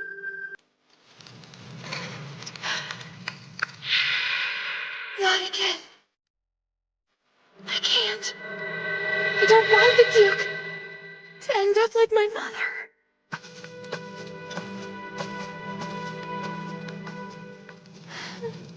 I can't lose him. When are you going to feel better, Mommy? There's no need to cry. I will get better soon, sweetheart. Human bodies aren't like monsters. We're so much more delicate. You see, I was born with strong magic power. And every now and again, Melfi, it runs out of control. Why does it do that, Mommy? I store magic power, but sometimes it's more than I can handle. So I catch high fevers and become bedridden. That means you're in pain, aren't you, Mom? I'll be just fine. There must be something I can do. How can I help you get better? You're always so kind, Melfi. But I'm all right. I'll get better soon. Poor girl. She died of poison from eating monsters. How terrifying. No. No. They've got it all wrong. That's not what happened at all. My mother's magic circle was incomplete. The magic power she extracted, it was from monsters accumulated in her body. She couldn't break it down and it turned into toxins. Her magic was beautiful. Her hair bright red. It glowed bright as if it were fire. And her eyes glittered like jewels. My mother was as beautiful as a fairy from a storybook. I can't think of anything I loved more than watching her. Here it is! Loss of control over magic power. Let's see. Humans, who are weaker than monsters, cannot tolerate accumulated magic toxins. Their bodies will fail before they go mad and they'll perish. I was only a child back then. There was nothing I could do to save my mother's life. But it's different now. And I'll do my best to save his grace. I'll finish it. I'll complete my research. I promise, Mom.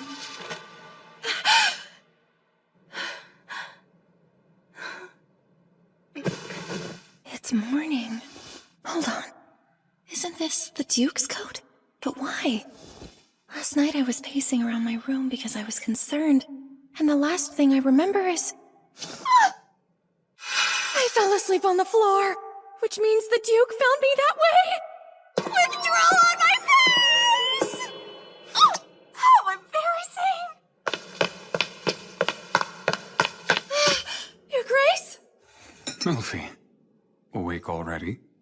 Feeling better? You don't have a fever? No, I'm perfectly normal. You must have been caught off guard since I hadn't mentioned it. A bit. So the magic in you hasn't materialized?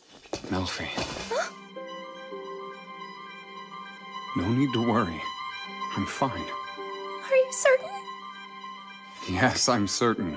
You see? Feel for yourself. He's so close. My heart is pounding so fast. Wait, that's odd. Your Grace, why does your head feel like ice? Oh, right. I forgot that I had gotten drenched from the river earlier. Why were you drenched? Last night he did mention catching Azanis. That means it's all my fault. He went out on a cold autumn night for me. We have to do something to warm you up fast. I worry you'll be struck with illness if you stay this cold. Well, it's a good thing your hand is warm enough. This is all I need. That's not what I meant! And I brought back your coat, too. Thank you for lending it to me last night. My pleasure, Melfi. And we've caught something that should meet your expectations, too. Would you like to go see it now? I'm more worried about you than Azanis. Very well. Perhaps this will warm me up faster. He's doing it again! Why has he been acting like a spoiled child today?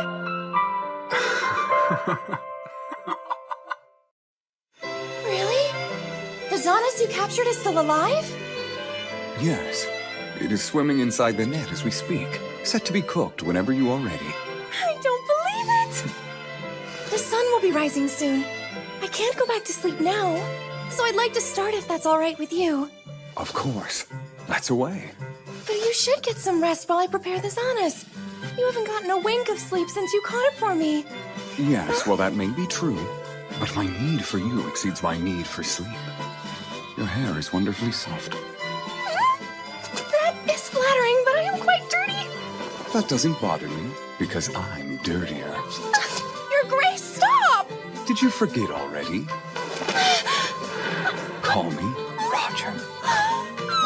So embarrassing! Please, you and I are engaged now, aren't we, Melfi? Oh, I'm so happy to see that someone's awake! Hey, Zed! I hope that you slept well. Lady Malfira, how are you this fine morning?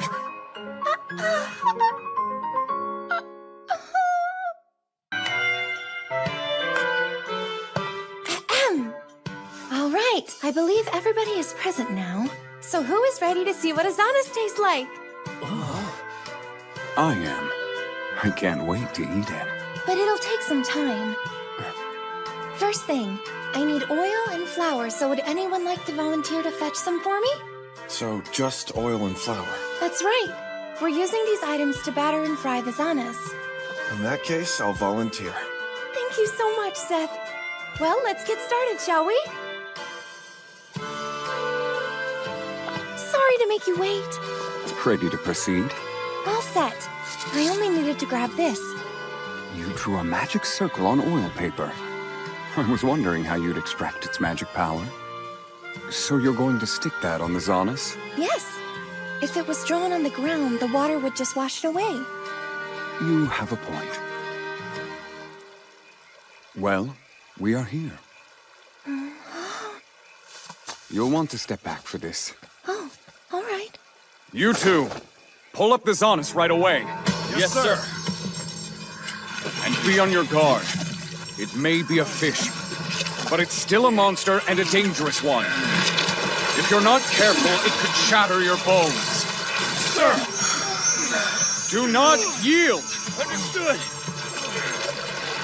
You nearly have it out. Done it!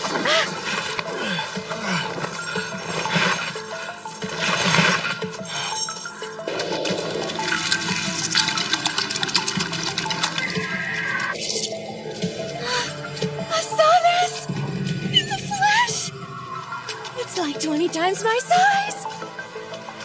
Your Grace, this surpasses my expectations! It has everything you'd expect of a monster fish! This one has lived for 7 or 8 years, and its spawning seasons, so they're aggressive right now. I've seen them many times in my books back at home, but that doesn't compare to the real thing! Why, just look at its razor-sharp teeth! A single bite could easily tear off a limb or cleave someone in half! All the more reason not to get too close, Melfi. Now then, shall I prepare to behead it? Huh? No need. It's a fish, so I can just kill it. With this expertly crafted blade forged by the Galbraith family's own blacksmith!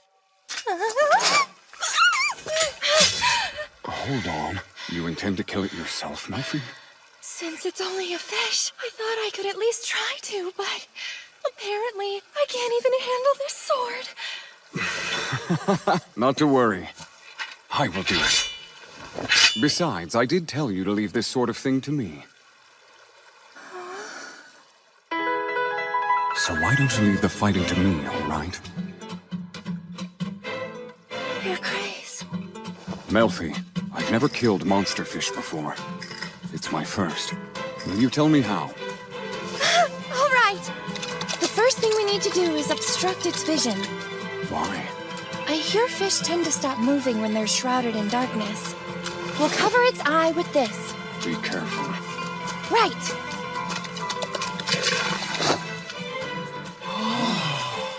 And now we can kill it. First, stab it, aiming your blade behind the eye and above the gills. Then twist the blade as hard as you can. Like this? A man of your talent should kill it with the one strike. Go for it, Your Grace! One strike. It's as good as done. Excellent work. When I remove the cloth, twist the blade immediately. I got it. Now! It's tougher than I expected. How's this? We did it! Fantastic work, everyone. Now that you all have taken care of your parts, stand back. Time for me to take care of mine.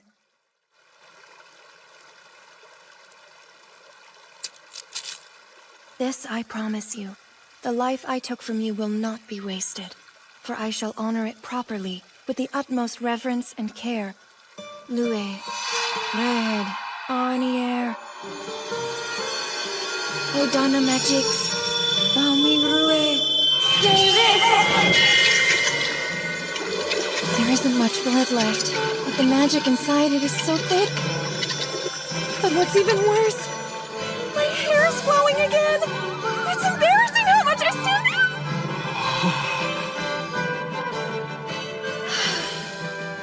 Can you take this? I must finish preparing the Zanas for the next step. Sure, Melfi. What's wrong? After measuring its magical power, it seemed like the best course of action was removing the head, organs, and scales. But Your Grace! You can't behead every monster that crosses my path. Wouldn't you agree that it'd be better if you just teach me how to do it? Again, we've discussed this. I am happy to help out, Melfi. In my lifetime, I've beheaded so many monsters I couldn't even count them. But I'll admit, I've never been this eager to do so. Cooking monsters with you is always such a pleasurable experience. Well, that's great to hear. Because I have a lot of fun cooking with you and the others, too. Is that so? Back at home, I did everything myself. From cooking to my own research.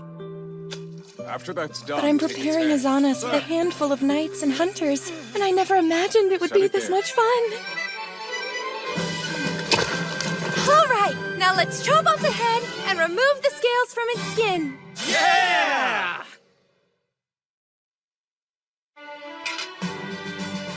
Melfi, what's the best way to do this?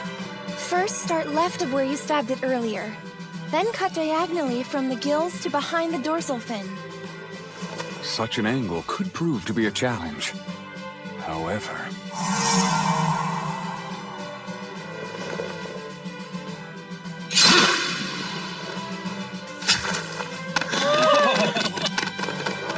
Not for me.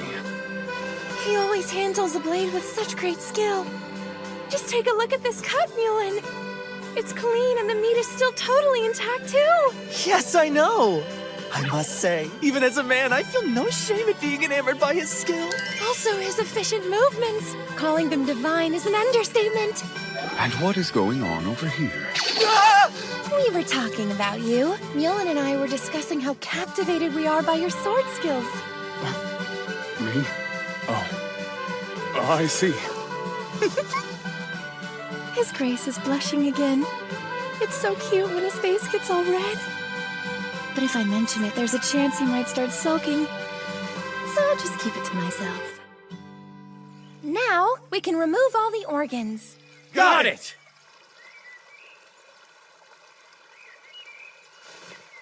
Now, Your Grace, the head and organs aren't edible, so we should dispose of them somehow.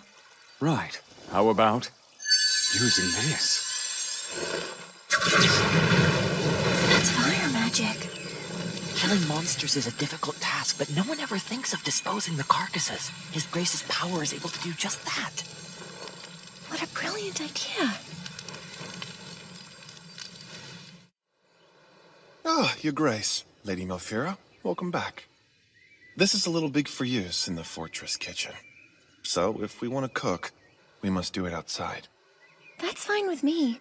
Cleaning up after frying is a lot of work, so outdoors is the right choice. But I don't suppose anyone here has ever cleaned a fish before. Their flesh is soft and must be handled with care, and I would like to remove the skin by slicing it off. Well, I do share delicate furs on a daily basis. I may well be the best fit. That's good to know, Ambry. Then would you mind?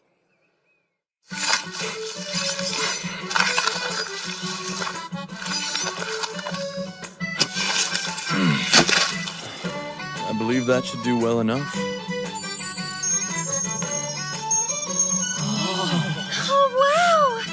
There isn't a shred of its meat left on the skin. You've really done a fantastic job. Perfect! So this is what the Galbraith Knights are capable of, huh? However, it almost seems wrong to take something you so beautifully butchered and chop it up. To me, it feels like a waste, don't you think? Not I. They are meant to be eaten. But how can we? Battered and fried sounds pretty good to me. We'll eat our fill to restore our energy for the upcoming journey. Agreed. Then I guess I should get started. Thanks, guys. I'm counting on all of you. Yeah! They've nearly reached optimal temperature.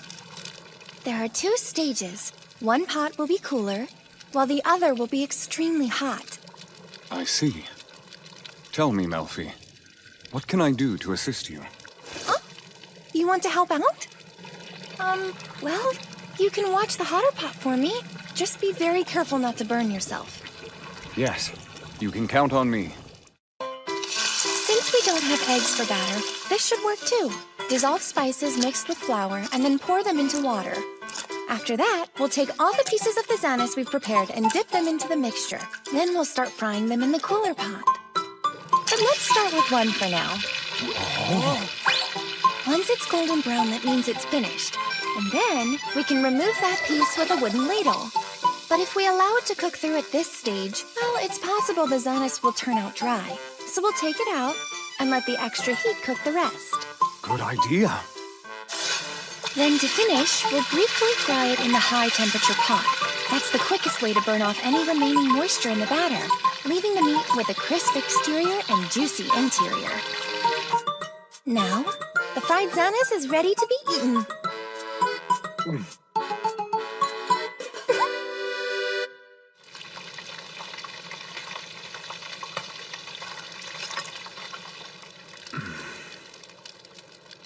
Sorry, I tried. Not to worry, I wasn't expecting you to get it perfect on your first try.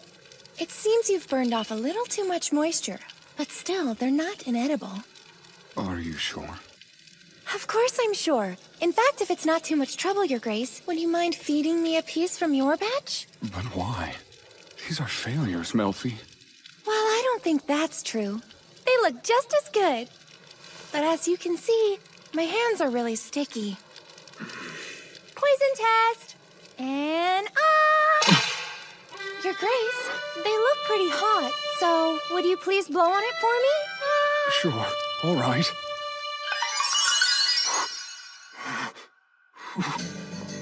Good. Here, how's this? Perfect, Duke Aristide. Of course she'd call me that at a time like this. Here. The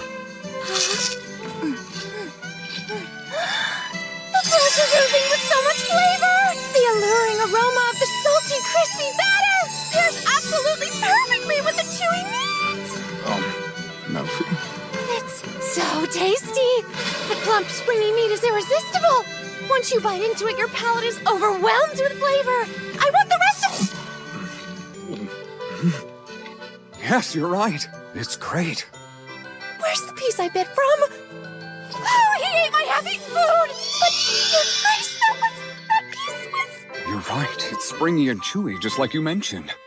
I wouldn't mind adding a bit more salt, however. Shall we try one of these successful pieces? I should check it for poison first.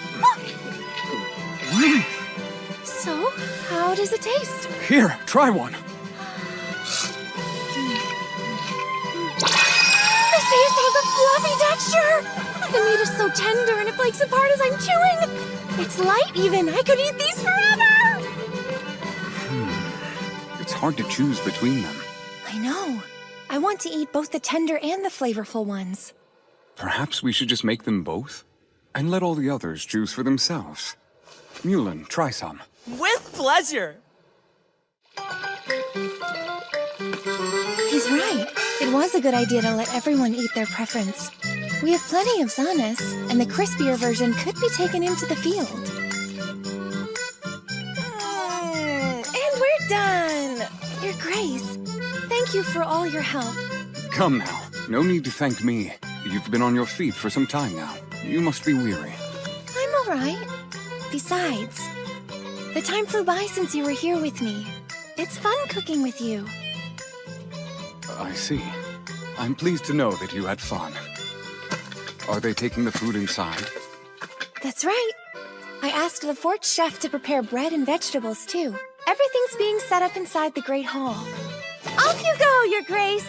An appetizing breakfast awaits you! Yes, I know, but... Hey, Mulin, could you kindly escort His Grace there?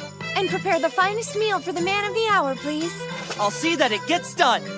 Unhand me! Everyone is inside waiting for you, and no one will touch their food until you come along, Your Grace. I'll head over there once I dispose of the oil. In the meantime, please salt the food to your liking. Bye! He won't admit it, but he must be exhausted after doing all this for me. After his meal, he should get whatever rest he can. My selfishness caused him to overwork himself. It's my fault. A new monster in a new land and I got carried away. I'll have to be more careful from now on. Lady Malfira. Huh? We're here to help you. What? Why? 3 is better than 1. Let's clean this up. A delicious meal awaits us as well. I appreciate it. Oh, right. Ambry, Zeth, would you like to try some? Is this Zana's as well? Fairly plump. Also, what is this liquid here? Is it some sort of oil? It's belly meat. I didn't serve it with the other dishes. It's not fit for frying, but it's still good. I'm up to try it.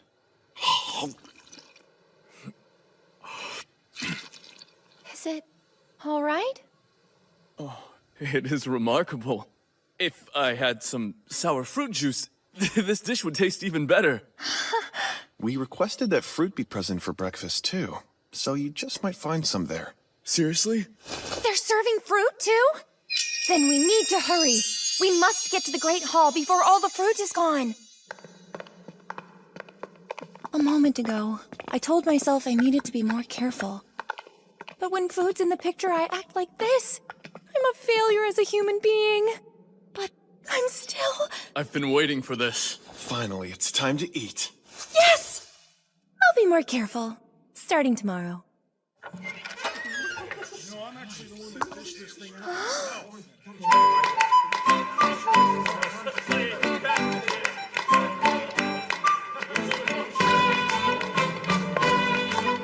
Melfi! Over here!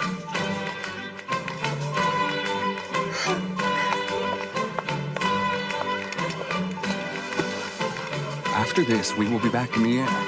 And we should arrive in Galbraith not long before nightfall. Keep plenty just in case. Sure. You make sure you get your fill as well, all right? Oh, I will.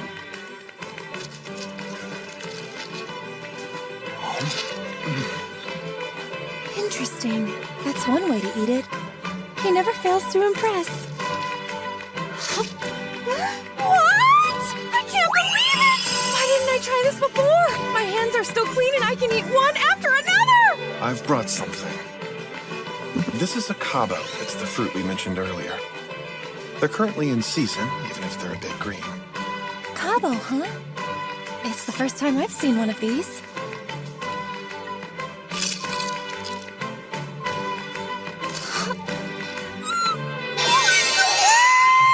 That sharp, refreshing sour bite cuts the rich fat, making it easy to eat! This combination is ideal to use for tired digestive systems or small appetites! It's that good, I take it?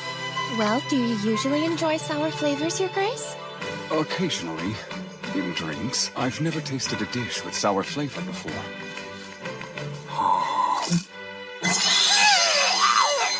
Are you all right, Your Grace? Oh, yes. I'll be fine. It's truly amazing. The taste jolts you right awake. It's not bad, but I can't. So the Duke doesn't care for eating sour foods. I'll never make that mistake again. Being with you, there's never a dull moment.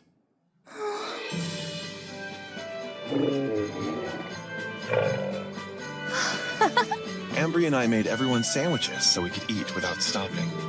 We salted the remaining Zanas as well, and froze them just as you instructed, milady.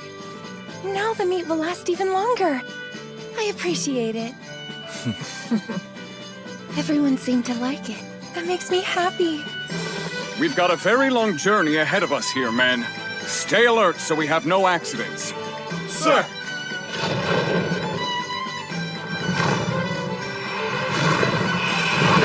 And now, Galbraith. Your Grace, I can't wait. This is so exciting. We're getting closer to Galbraith. A whole new land for me to explore. Tired? If you need a break, please let me know. I got plenty of rest before we ascended, so I feel I'll be fine for now. I'm much more concerned about your state. You didn't sleep at all last night. Not to worry. I've brought these along with me. Isn't that the Cabo from this morning? I thought that fruit didn't suit your palate. It's not for taste, but to keep me awake. Is he serious? It won't replace the perks of proper rest. You need to sleep. Let me ride with Moonlit or Seth for a while. No, absolutely not. Besides, 'twas only a little joke. I brought these along because I knew just how much you liked them. What? For me? That's so sweet of you. Melfi. You need never rely on any other man but me.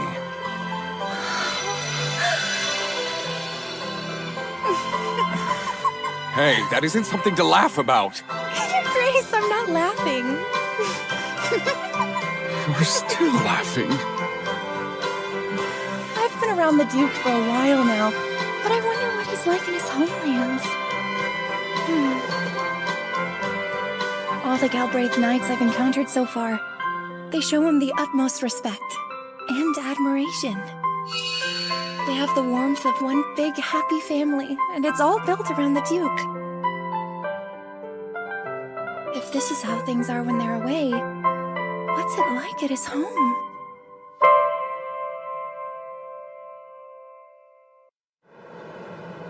About Galbraith, what does it look like there?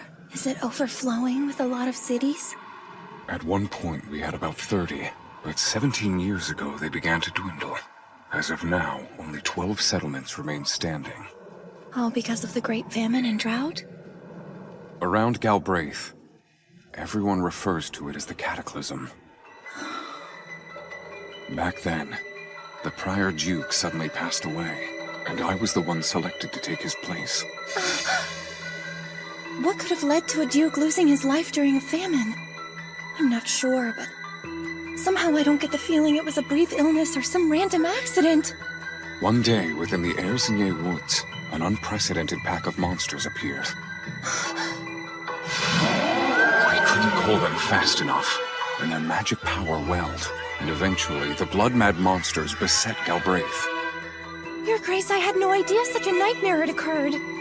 None would, because the former Duke fulfilled his duty. Many of our knights died, but in a noble sacrifice. Other nations, they didn't suffer any damage.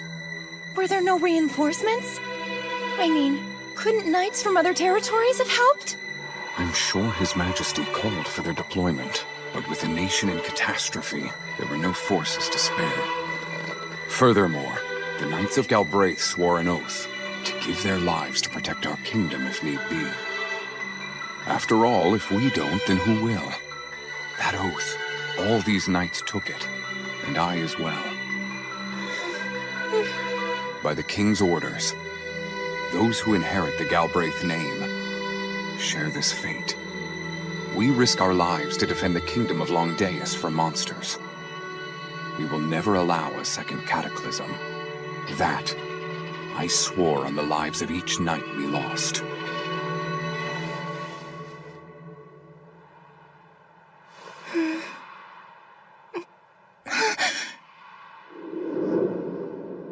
Hold on. That means every day, you're prepared to meet your end. You can't die. Your Grace, I won't allow you to accept such a fate. Not while I'm by your side. I will not stand for that! Please don't smile like that! Not while you're talking about losing your own life!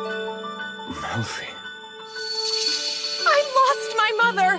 And you know what made it even worse? That she was resigned to her fate the same way you are! I refuse to accept it. So, I will continue my research. And I won't stop. Not until I find a way to make everyone suffering a thing of the past. I must! I never meant to upset you. It is not that I don't value my own life. Your Grace. No, Duke Harsteed. I'm right here with you. If I'm also at the mercy of fate, then I'd like to think that it brought the two of us together. I'm the furthest thing from a knight. So this may not serve as an oath, but...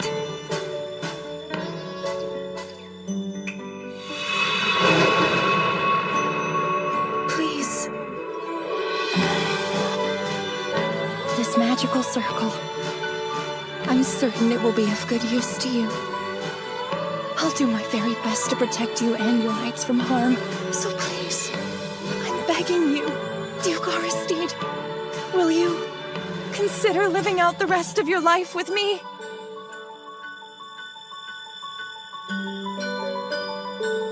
Live my life with you? Oh, but I can't expose you to more danger than I already have. I am going to protect you. And I want to protect you too! I'm aware that my methods are far different from yours, but our goal's the same. That's to keep each other safe. Her gaze is so earnest. Elfie. Don't say it's impossible either, because I will do everything in my power to protect you! I won't forgive myself if anything bad ever happens to you. These words of yours fill me with delight. However, I still find myself struggling over how to react to them. Please don't cry. I'm not crying. I never intended to cause you any sadness, but I've always believed this fate was a matter of course. You're telling me that your death was a matter of course to you? Melfi, it's merely an old story, but shall I share it? If I'll learn more about you, no matter how little, then there's nothing I'd like more than to hear it. How curious. I'm overcome with the desire to know more of what she thinks of me. We are newly engaged, and yet I find myself seized with fear of disappointing her. How pathetic.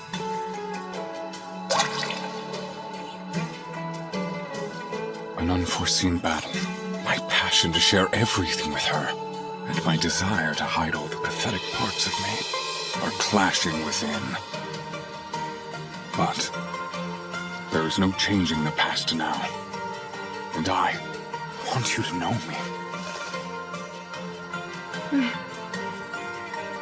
Melfi, the previous king of Longdeus that I've told you about, I am his second son. Wait, you're telling me you were born as a prince? Brother! Ah, Aristide. Rather lively today. That's right! King Maximus was the 7th monarch famed for his wisdom, and my older brother Maxim was his spitting image. He bore the same golden hair and deep purple eyes which earned him the nickname, the Second Coming of the Sage. Meanwhile, my sight, which forces me to store magic within my eyes, was causing quite the commotion. Brother, you're amazing. The tutors and nurses always speak highly of you. They say you're clever and a quick learner.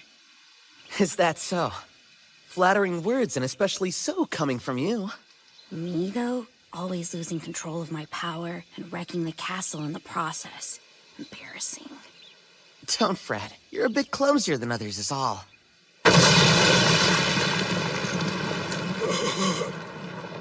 Again? How many times have I told you to be careful when using your power? Prince? Someone fetch the doctor! The prince lost control again and has a fever! Your Grace! How scary! And how fortunate it is that you had recovered. A fever like that, had it persisted, it could have killed you! There it is. Same concern you showed yesterday. Melfi, I do understand your worry over me. Because you lost your mother in a similar manner, didn't you? Should I bring it up? Or shall I wait for you to tell me about it? Eventually, I became strong enough to withstand the magic accumulated inside me, and I decided the only place for me in the castle was with the knights. The reason was simple. I assume you must be the out-of-control prince. The one that servants and officials are all afraid of.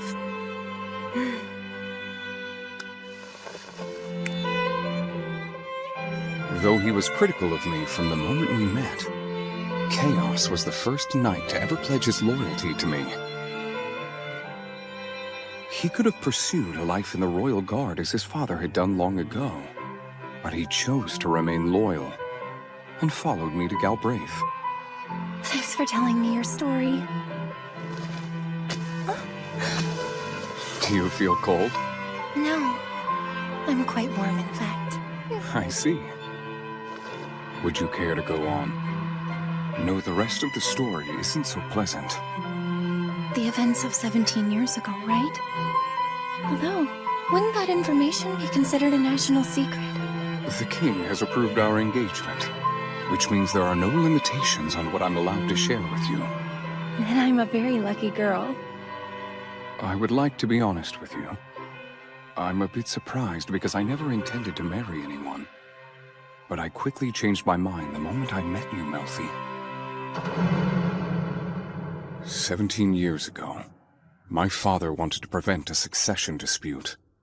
Therefore, he appointed me the next Duke of Galbraith, subject of my older brother, who would inherit the throne. At that time, the kingdom was in a horrid state due to the drought and famine that gripped the domain. The nobles were uneasy and on the brink of rebelling, so we had no other choice. But other nobles proposed more extreme measures, namely making me the crown prince and sending me to attack other nations. They wanted to further expand our territory by conquest, under me, the magically powerful prince with the sight. Soon after, internal conflict broke out between the pro- and anti-war factions. Chaos's father was dragged in, and sadly, he fell. I despise all this fighting over food and water. As do I, and I hear Galbraith's monsters are attacking too. What is this nation doing?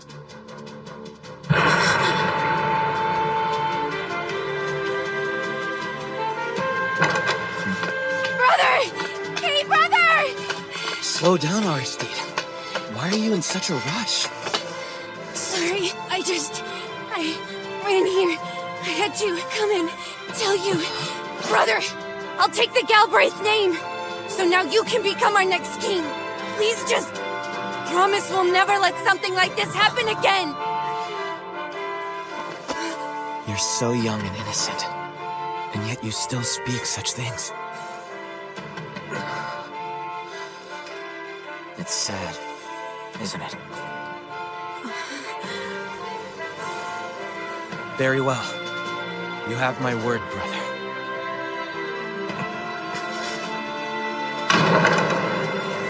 Due to ongoing public concerns, His Majesty has abdicated the throne. I'm to be his successor. And I swear to you, our suffering will come to an end! And so, my brother became king, while I chose the path of a knight. Your Majesty, the fighting of monsters, while quite important, cannot be my knight's only purpose here. Can we not offer them something more? You've got a point. All right. After 5 years of service, they will become eligible to join the Royal Guard. So how does that sound to you? It sounds like we'll be seeing an increase in our forces.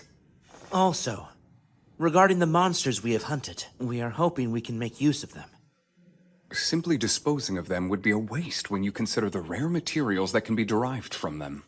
Such as horns, claws, leather and hides, too. We're requesting that the Crown buy whatever might prove to be usable. Buy monster parts? I see. Very well. And we'll pay handsomely depending on their quality. Your Majesty, we thank you. Chaos and I knew it only worked out because the king and I are brothers, but we were pleased no less. That's what happened. Indeed. It's a wonderful system, Your Grace. I mean, it works out perfectly. Different kinds of monsters live in Galbraith, and you have many knights strong enough to exterminate them. Perhaps you are right. That may be the reason we continue to hunt them. To protect our kingdom from another cataclysm. However, If one should strike, then I'll uphold my oath and give my life to stop it. I swear. That's such a foolish thing to say. Instead of giving her life, let's find a way to prevent it. Prevent it? Is that even possible?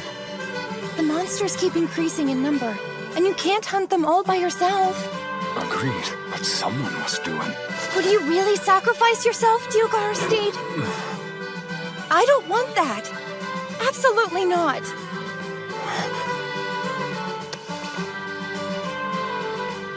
If my new research is successful, you won't need to risk your life, Your Grace. If we can extract magic from living monsters, we can stop them from going mad and prevent any further attacks on humans. Then you can live a long, fulfilling life here with me. And the meat! If I learn how to do it, I can extract the toxins live and make the meat even more delicious.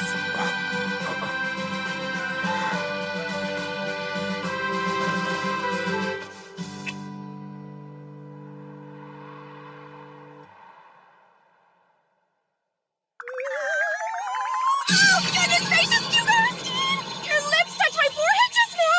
Not for pretend, but for really. Well, after hearing you speak so passionately about me, I just couldn't restrain myself. Hey! Stop! I'm being serious here! How can I live my life without you, Elfira? I'm thankful our paths crossed that day. Stop teasing me or I'm gonna blush! Take a look. Do you see that? We're almost there. In just a moment, we'll be in Galbraith. We're flying right above the Erzinye woods now. It's incredible, and so vast even I'm not familiar with it all. I'd get lost without a map.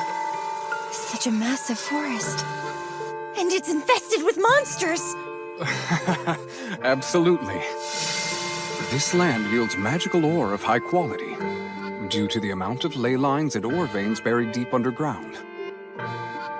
The air and soil of this forest is so full of magic, only monsters are capable of existing here. Which means this forest is filled with delicious monsters! Wait, hold on. That's super dangerous. Look. Over there is the Galberth River, the largest one we have. To the east is the Calberth River, which feeds it. There, it splits into 3 directions. It's huge. But rivers don't tend to concentrate in one area, do they? This place is special. Off in the distance, you can see the Galberth mountain range. Its snowmelt flows underground until it eventually surfaces here. I see. But with all that snowmelt in these rivers... You would think so. But it dried up during the cataclysm 17 years ago. But if even a river of this magnitude dried up, then Martial Raid shouldn't have stood a chance. Come to think of it, why disastrous events like the widespread drought and famine occur in the kingdom of Langdeus? I wonder if the Duke knows. Your Grace, one more thing. Forgive me, Melfi, but sitting this way is dangerous. Please, turn around. Huh? Oh, all right. Your Grace, can you hear me? There's a flock of Bergignon. There are about 1,000 Forns behind us and closing in. I count 200? Their numbers keep increasing. They're now 800 Forns away. Who doesn't have cargo? I need 2 knights to bring up the rear. Anyone? This is Seth. Eric and I will bring up the rear. I'm counting on you. Sir! He said monsters were closing in? Did he mean those? There's so many of them! Distance, about 600 Forns. Your Grace, what now? They're quickly approaching. Close ranks as tightly as you can. If they're choosing to speed up, then we'll do the same. Roger that! Melfi, take these. They're wind goggles. Put them on. Oh, thank you, Your Grace. This is your first experience here. I'm sorry, but that's how it goes. I'm fine. Those are the monsters you were talking about? Are they avian? Yes, they're Bergignon. They utilize an acceleration spell to hunt in flocks. It's quite quite rare for them to attack a group. Usually they'd go after a lone rider, so this is rather odd. The first monster I encounter in the Erzinye woods is one that I've never seen in any of my books. I don't know if I'm lucky or unlucky. I do love eating monsters, but I'd rather not get eaten by one! Your Grace, we're ready to descend. Melfi, this will get rough, so make sure to hold on tight. Right. Distance roughly 400 forms. Are you ready now? I am!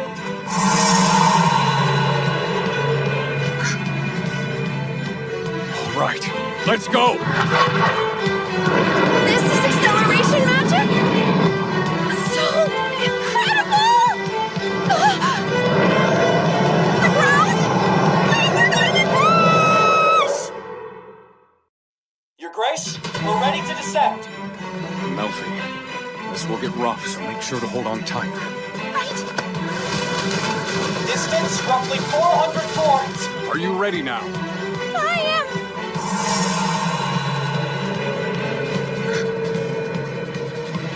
All right, let's go!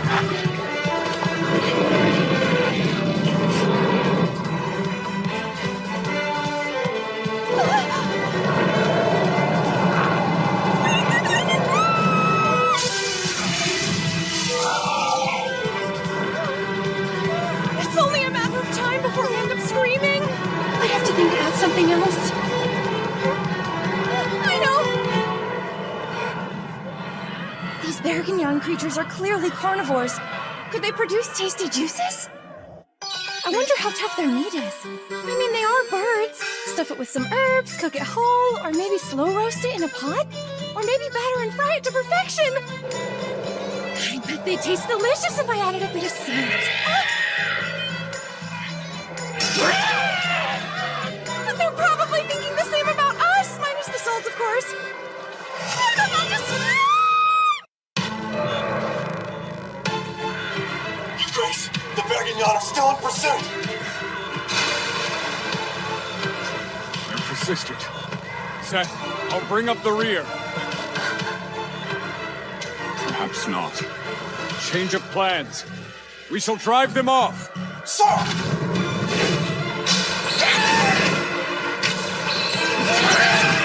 Go. Provide support. Yes, sir! We're about to pick up speed, so hold on tight. Sure! You needn't worry about me, Your Grace. Duke Aristine's magic power is welling.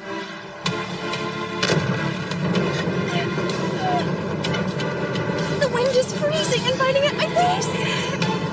In order to increase our acceleration, he must have had to drop his shielding spell.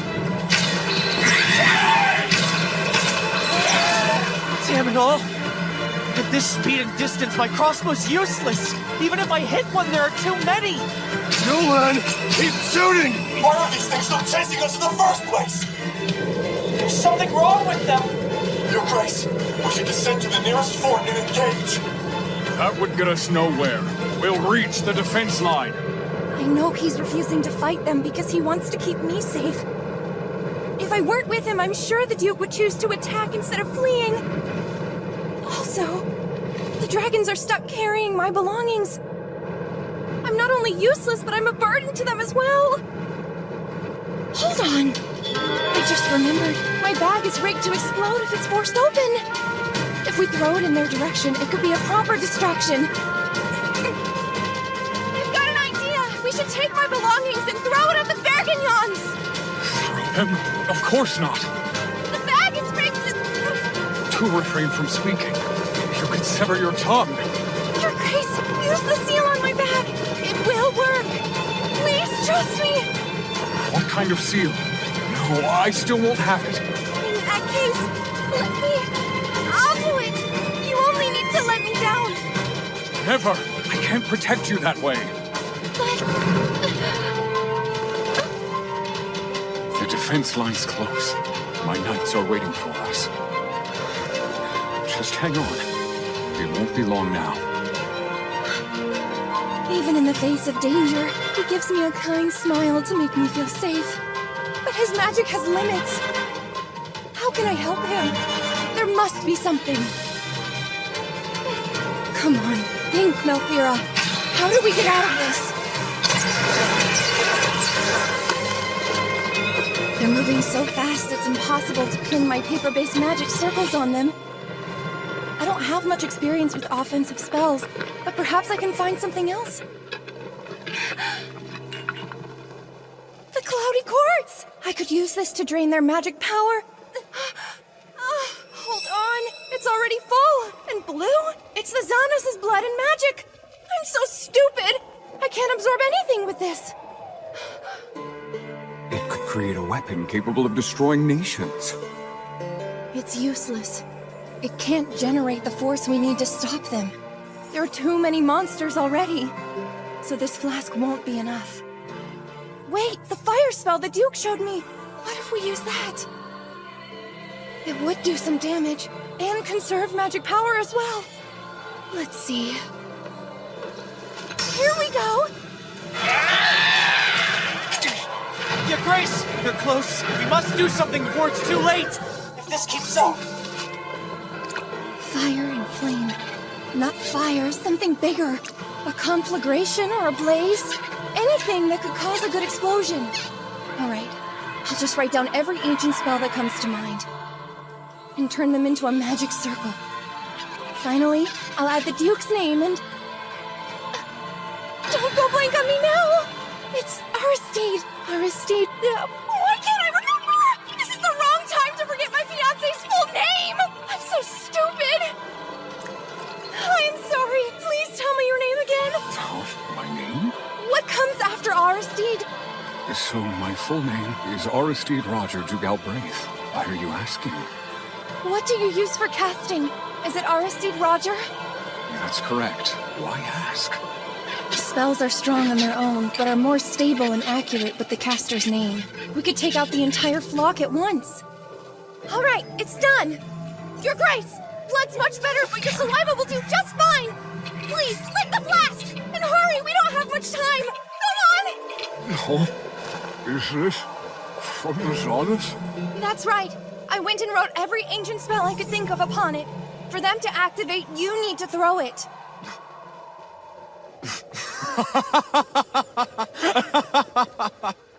Fire and flame. Flash, too. You have conflagration, blaze, and gust. And you've added explosion and eruption? Melphira. Ever unbelievable. One moment.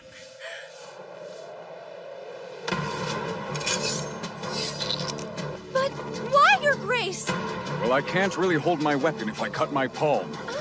It's not too deep. Do not worry. I am in your debt, Melfi.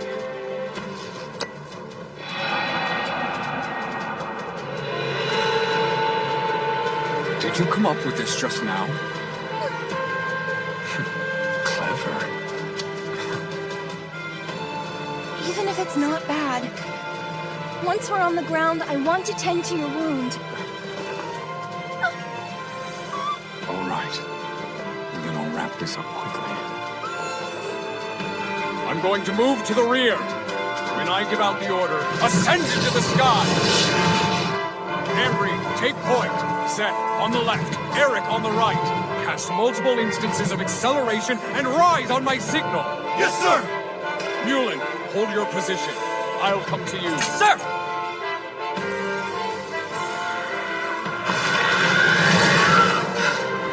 I'm here. Thanks for waiting.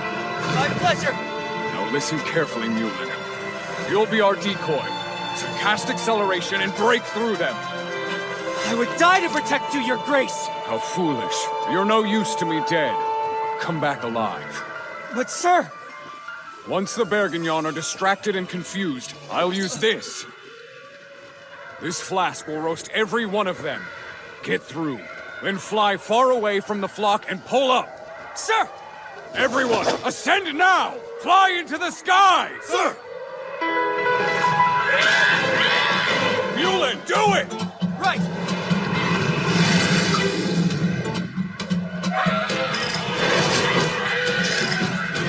At last, it's time to strike back. You frightened Melfi, fatigued my dragons. For that, each one of you creatures will pay with your very lives!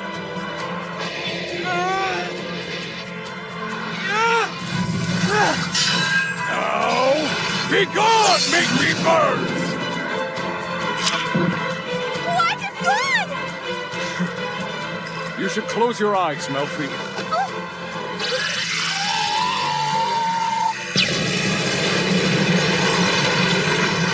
It's intense. It's only just begun. Every spell you recorded into the magic circle is about to activate. Wait, every? All at once? Your Grace, please say that you're joking! Somehow, you always exceed my expectations. Take heart. I know you'll do just fine in Galbraith. I'm starting to think this was a bad idea! You are a treasure. Constructing a magic circle under these circumstances is extraordinary. Relax. This will be our little secret, Malfira.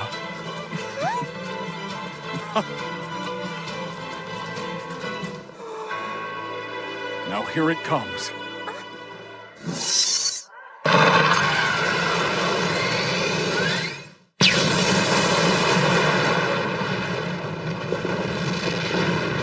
Oh my, talk about an overkill. Blown to smithereens. Your Grace! That was quite a spectacle you created! I'm glad you're safe! Excellent work. Thanks, but that was a close one, huh? By the way, that explosion...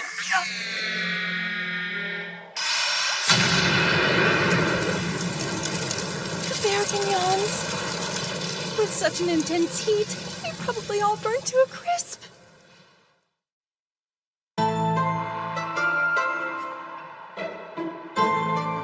Is something wrong? Melfi? Oh, I'm fine. Well, perhaps a little shaken up. Your Grace, I can't believe I did that. What do you mean? It was your quick thinking that saved us. I know, but I never thought that would happen. All this time, I've been focused on tasting every monster meat I could get my hands on. But not once did I consider the pure magic energy that I've been extracting as a byproduct. The Duke was right. It could serve as a weapon to destroy nations. I can't believe it took me this long to realize it. Can I ask you something? Please, be honest with me. Do you think that my research is taboo? No one will rebuke you in Galbraith. I won't let them. You can devote yourself to your craft. Your Grace. Magic energy could be used as a weapon of destruction, but it's capable of far more. For example, creating fuel to cook monster meat as you always have.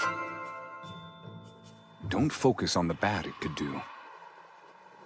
Instead, find the good. It could revolutionize our lives. We'll begin testing in Galbraith. Find the good? Yes. Ovens need fire. Usually, flint or magic is required to light them, but the flask could substitute for those. Not to mention, during the long winter season, we'll need lights indoors and out. Understand? Yes, I do. Thank you. And to make the people's lives easier, we could divide the magic into smaller quantities. Great idea. They'll be delighted. See? He's right. Magic energy can be weaponized. But we will use it for good. To improve the lives of the people of Galbraith. Back in Marshall Raid, no one was even remotely interested in my research. All the magic energy I gathered had to be disposed of or released naturally. Others see them as beasts, but to me, monsters truly are a goldmine of food and resources. Your Grace? The Duke. He doesn't just accept my interest in my research. He's even showing me a new path forward. Thanks for everything.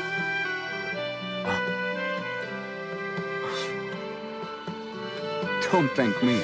It was because of your genius plan that we escaped without any injuries. I should be thanking you. Me? Oh, please. I mean, a spell's power depends on its caster. That malformed magic circle needed to be activated. Only you could have done it.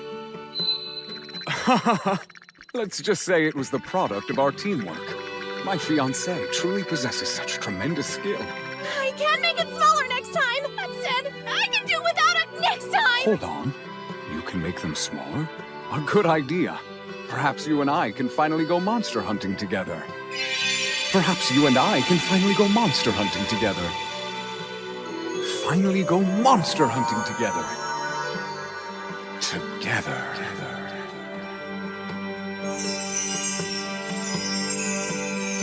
I get to hunt with him? Really?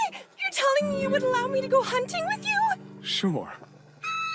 Around this time of year, the Gunvener beehives will have grown in size. And the Zakert fruits, they should be nearly in season. According to my books, they're both unique to the Erzinier woods. Gunvener bees are stingerless bug monsters about the size of my thumb. I read about their hives and how rich it smells from all the flower and fruit nectar they've gathered over autumn. Oh, such a delightful aroma! You seem to be feeling a lot better now. Your Grace! Oh. What was that thunderous sound? Please, tell me that you were unharmed! It can't be. It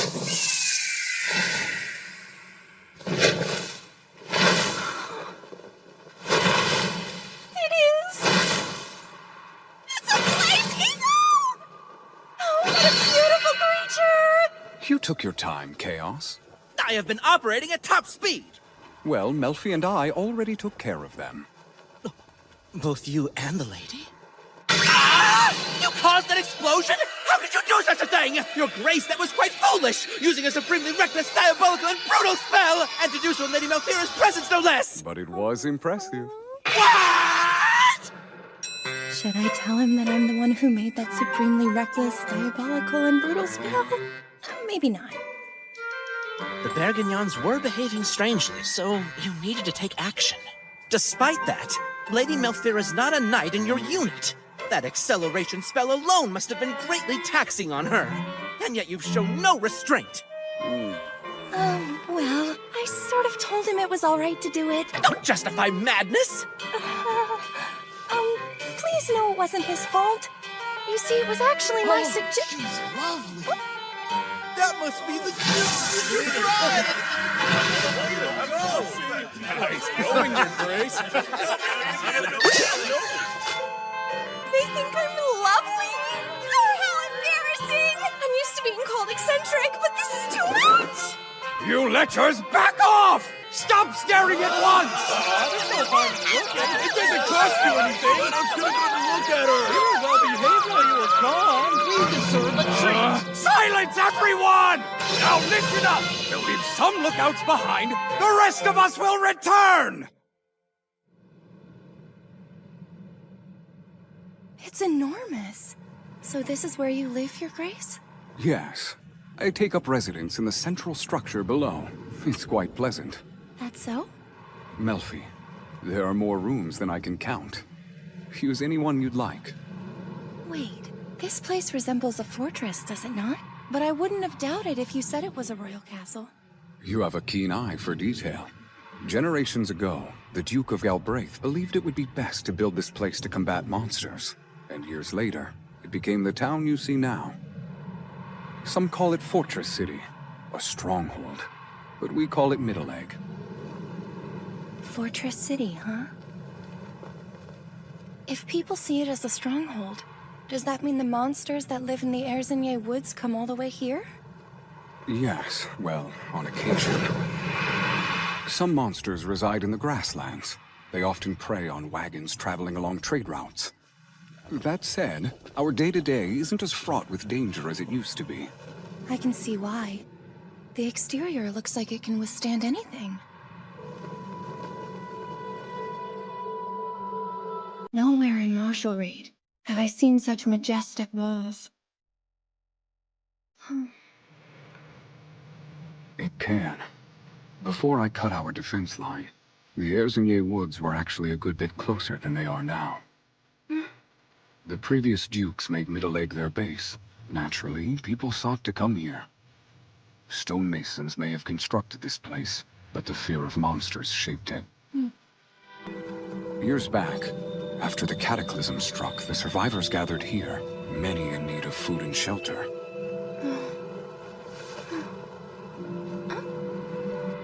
Were those marks left by magic? It looks like much of the ground has been scorched. The Duke probably used his own magic to secure their territory, protecting everyone inside the walls. I told you, it is not as bad as it was before. There's nothing to worry about. Your Grace! That was quite the trip. The both of you must be exhausted. We're glad you're all right. Yes, thanks to all of you. Prepare to land.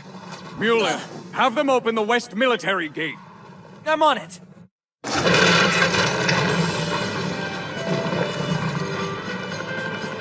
Well, Your Grace, I suppose I will meet you in the main residence. Sure, and take Melfi's belongings with you. Right away, sir.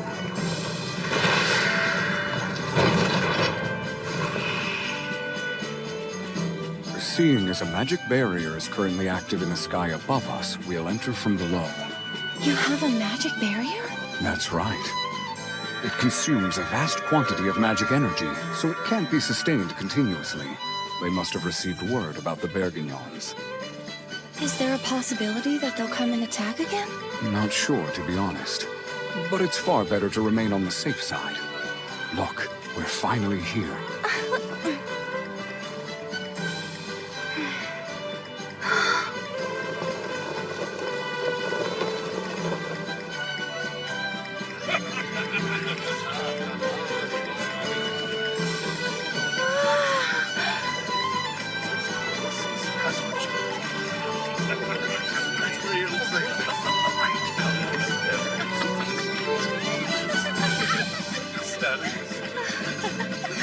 This is it.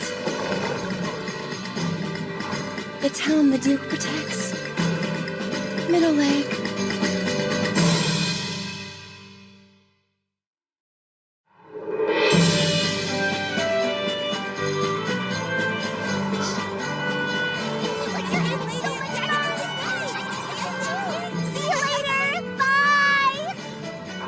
There are farms past the fortress walls? We also care for and breed livestock. I couldn't tell from a distance. I half expected it to be just another fortress. But seeing it up close, it's quite a lively city.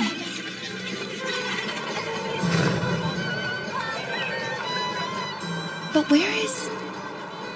If I may ask you, here in Galbraith, is there anywhere dedicated to practicing animism? I'm afraid not. There are few, if any, animists within our lands. That's so? However, consuming monsters is still widely shunned. People's beliefs don't really enter into the matter. I see. So then even here people are resistant to the idea... Fear not. Perhaps my knights can change their minds. Oh. Among the knights of Galbraith, eating monster meat is not an unfamiliar experience. Admittedly, there may be those who remember it in a negative light. Some might go so far to say it was traumatizing for them. A new city with new monsters. A whole variety of them that I've yet to see for myself. Some that even make the Duke shudder. I can't wait to see how they taste!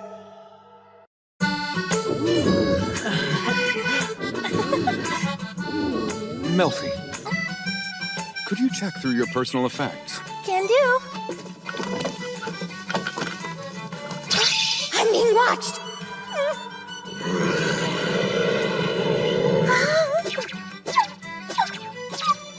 Wait! It's the dragon who's staring at me? No, guess not. It is looking at something, though. The salted royal noodle I prepared! I see. You'd like to eat some of that, wouldn't you, boy? Your Grace, I'd like to make a request. What is it? Well, your dragon appears to be hungry. It's staring at the royal noodle like it wants a bite. How about we share a little with it? It's hungry. Well, this seems like an awfully fancy meal to serve up as dragon food.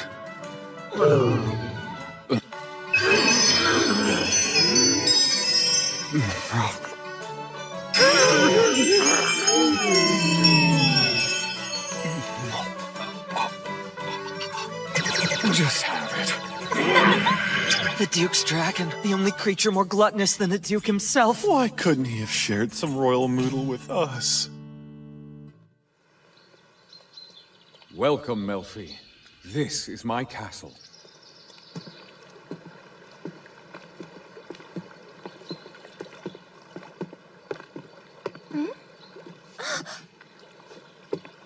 Are those Bacta for disposing of food scraps? Bacta aren't fish monsters like the Zanas, but I wonder if they taste any good. That reddish thing in the water. It looks weird, and it's floating around my head.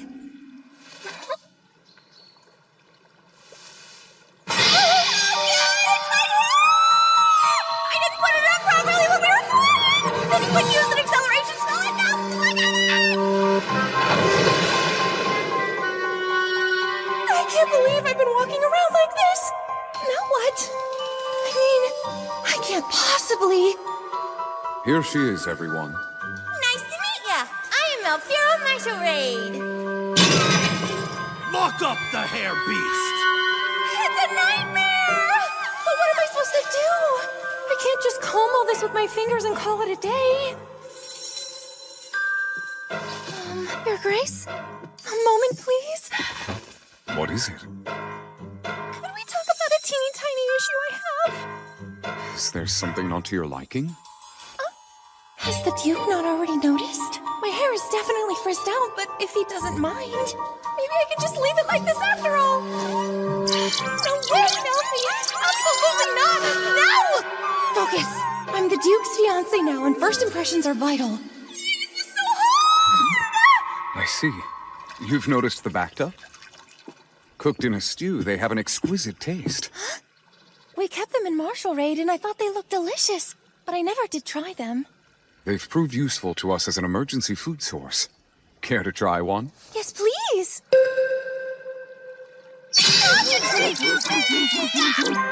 Oh, but first, there's something else I'd like to discuss with you, if I may. Would you mind if before we go meet everybody, I could make myself more presentable?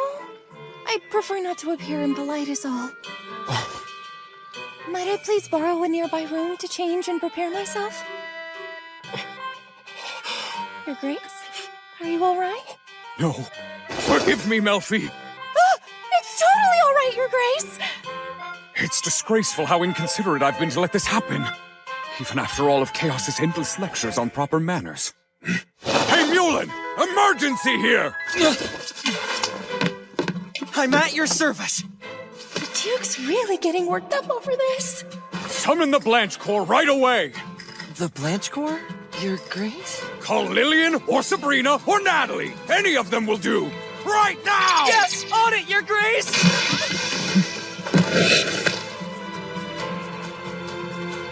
Melfi, I'm so sorry for not accommodating you. Oh, but that's not how I feel at all.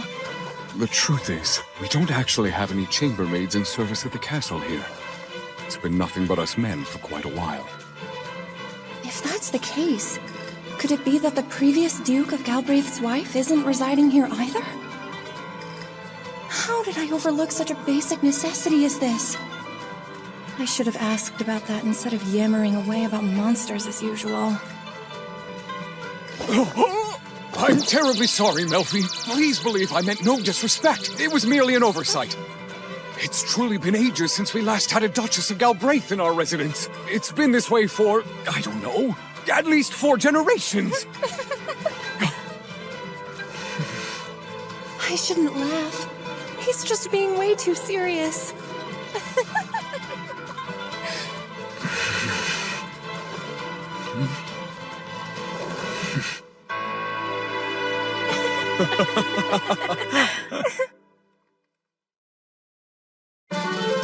These women represent the Blanche Corps I mentioned earlier. Melfira's word is to be followed the same as mine. Am I understood? Yes, sir! My name is Blanche Lucible.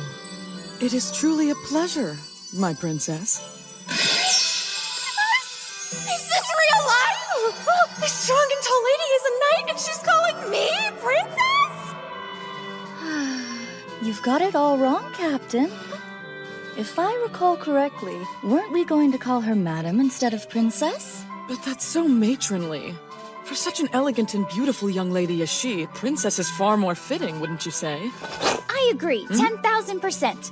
We definitely should address her as Princess. Feel free to call me Melfira. Please guide me as I find my bearings. I hope you'll teach me the customs of this fine castle.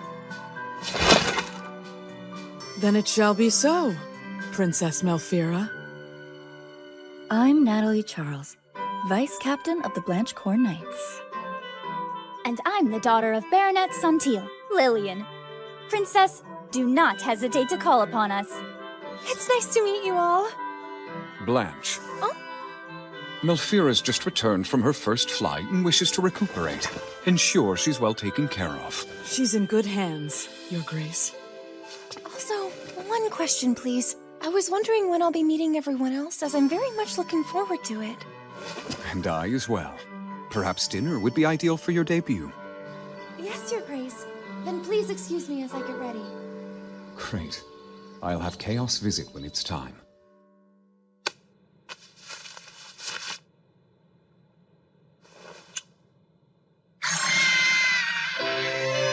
Your Grace! Everyone just saw that! Don't be so shy. My room is right next to yours. Come over and see me if you're unsure about anything. My Lady Melfira, right this way. Oh, right. Hey, Duke. I wonder what Chaos might think if he saw the way you were behaving just now. Huh? Are you spying on me for him or something? You're gonna be in trouble when I tell Chaos! Oh, stop this, Moonlit! You can have a treat before dinner! The Duke is having way too much fun embarrassing me and watching my face turn red.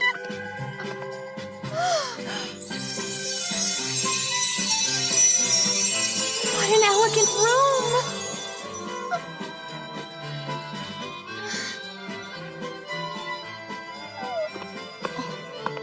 Something wrong, my lady? It's just, well... You see, Captain Blanche, my shoes are a little dirty, and I'd hate to stain this lush and lovely carpet by walking on it. Ah, yes, but of course. Well then, let's fix that.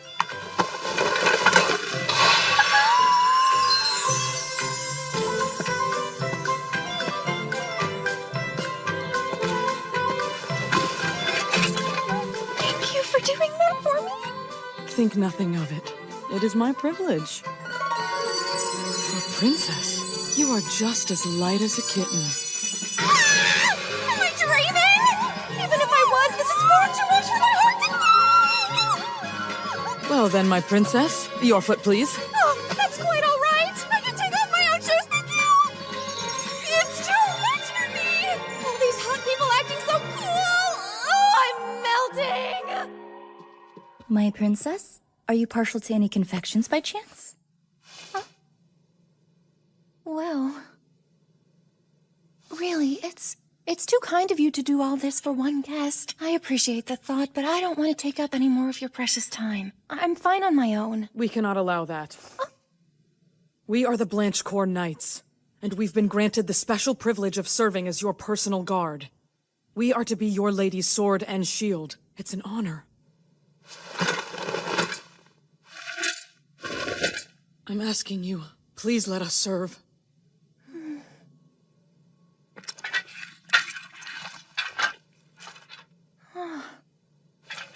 It is our duty and our sworn oath.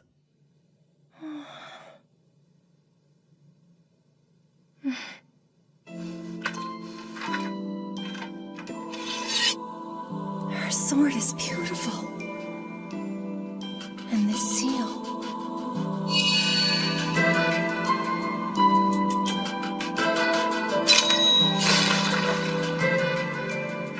You, the Blanchecourt, each of you were specifically chosen by the Duke. That is enough. I know each of you are worthy of my trust. Still, consider this. I don't know anything about you as of yet. And you've not had the opportunity to observe my character firsthand. I'm still but a stranger to you. Your sword is your life, so it can't be given out lightly. Please, keep it for now.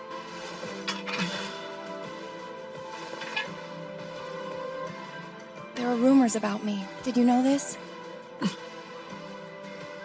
I myself made a promise to the Duke that I must keep as well. During our journey, I had come to understand what it is I need to do here in Galbraith. And so, my Captain Blanche, I'd like some time. Let me do my part to prove worthy of being protected by your blade, and only then decide if you will accept me as your lady.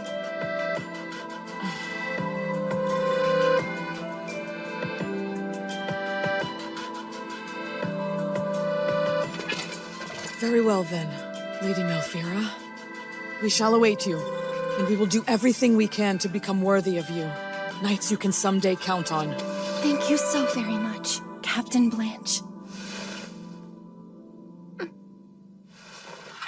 Pardon me. Captain Blanche? So that sword you wield, was it perchance forged by the same smith who made the Dukes? Those engravings are marvelous!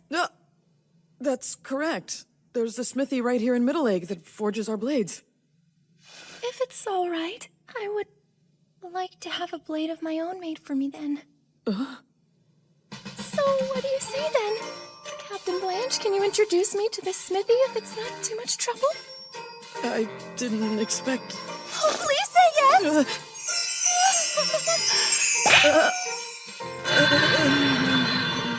At least tell me his name or how one could go about contacting him.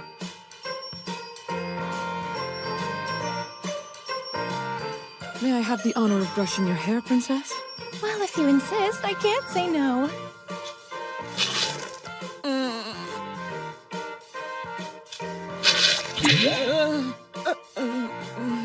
Oh my, Princess.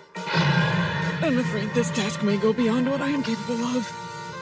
It's nothing to do with you at all. It's entirely my fault. Hey, wait! Don't give up! Princess? Actually, could we try to maybe make my hair more big and fluffy instead? Big and fluffy? It's just, I get the impression that His Grace might appreciate my hair more when it's on the fluffier side of styles. Is that so? That is what pleases the Duke? Why, of course. Looks like this is a critical mission for me. Critical mission? This is a trial that cannot be run away from. I'll tame these tangles for you, my dear princess. You will have fluffy hair. I'm sorry to make a knight of your pedigree do this. Please forgive me. There's nothing to be sorry for, princess. I used to brush my daughter's hair every night, back when she was a little girl. That's why you're so good at this. Indeed. Her daughter? Captain Blanche is married and has a kid? Mom? With a child and everything? That's right. I have a son and a daughter at home. Double duty?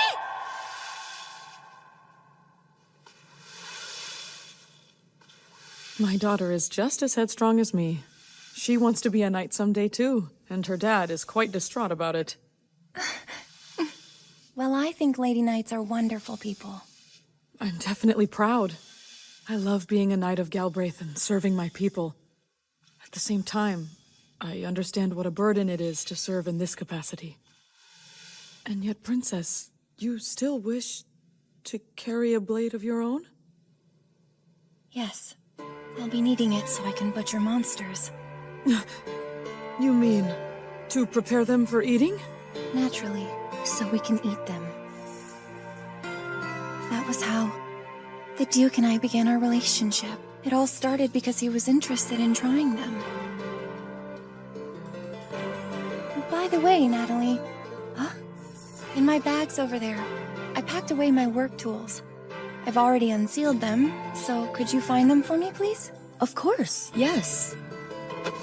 My goodness. These blades sure have seen their fair share of use. It looks like this one's been worn down to a fraction of its original size, has it not? It served me well. It's often used for cleaving bones and flesh. Excuse me, but Princess, is it true what they say about you cooking and eating monsters? You fool! That is a horribly rude question to ask her. No, really. It's no bother at all. Your curiosity about me eating monsters is more than understandable. The truth is...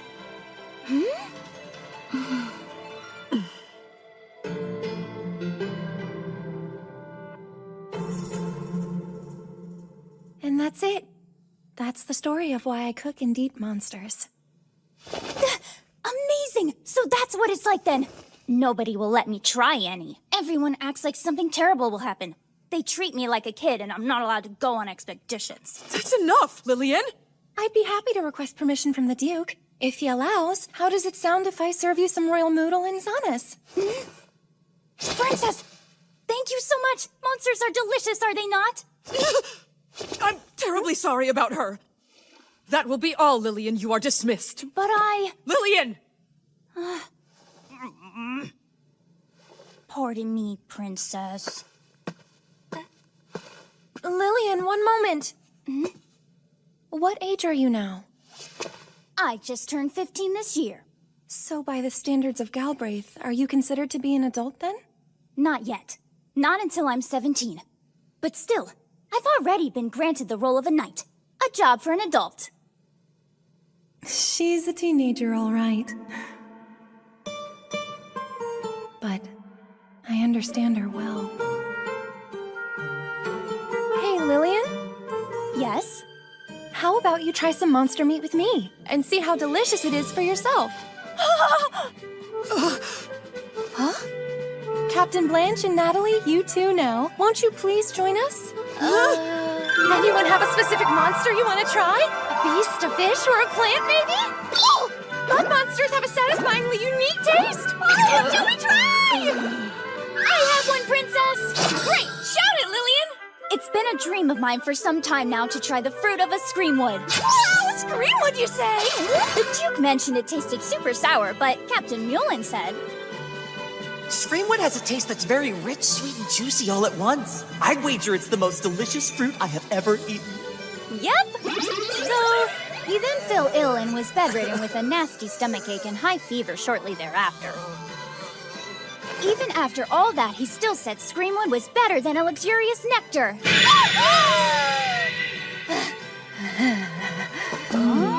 Rich, sweet, and juicy. Could it really taste better than a luxurious nectar? I've never seen a screamwood in real life before, but hearing about how it tastes, I want to eat the fruit of a screamwood too!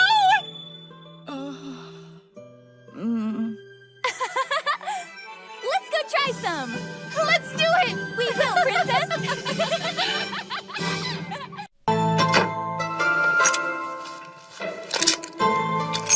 Will you be leaving that on? Yes. The Blaze Eagle Corps may have found something. Therefore, I must be prepared to depart.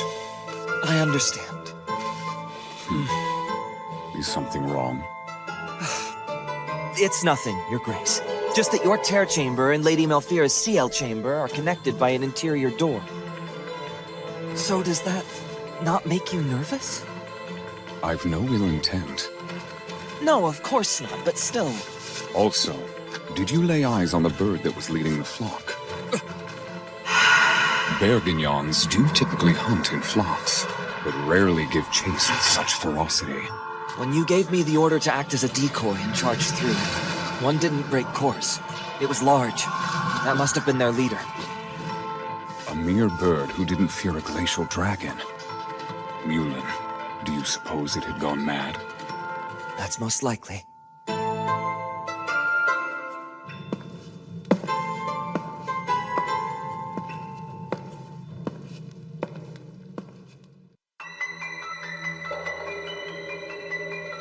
If Mulin believes it so, then the creature was surely mad. And when I activated the flask containing the spells, it didn't hesitate to swallow such tremendous magic power. An accumulation of toxins must have driven it mad, and it went berserk while leading the flock. That's the only logical explanation. There's something I'm dying to know. When exactly did you find the time to develop that horrible spell? I really thought I was going to die up there. I'm only responsible for activating the magic circle. Melfi's the one who created it. And she put a lot of effort into it, too. How dare you call it horrible? True, her research is risky. It could lead to a weapon with the power to shake nations, but only if misused. She's done nothing wrong. But still, how many people in our country possess the knowledge and skill to manifest magic circles as powerful as hers? Indeed, if I'm to protect Melfira, I'll need to enlist the help of the ones I trust. Those who are loyal, like Moonlit.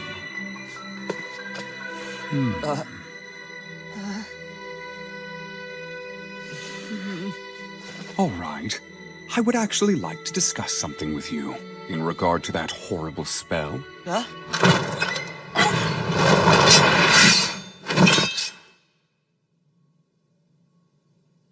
Then I would like to hear about it also, Your Grace. What horrible spell? Chaos, it's nothing! Nothing at all, sir! Is that right? But you've drawn your sword. Yes, on the account of you barging in here! I was just surprised. You know perfectly well that the hidden door is to be used only when there's an emergency. But there is. Namely, that head of yours and its contents! I used my acceleration magic to quickly return so I could wait in front of the great doors. But instead of greeting you and Lady Melfira, I find out that you've already escorted her to the CL chamber. All right. I'm sorry. I simply thought Melfira would feel a little more at ease if she could freshen up first. Well, of course she would! I thought of that too, and gathered chambermaids who serve noble ladies to receive her. But there was no noble lady to be received.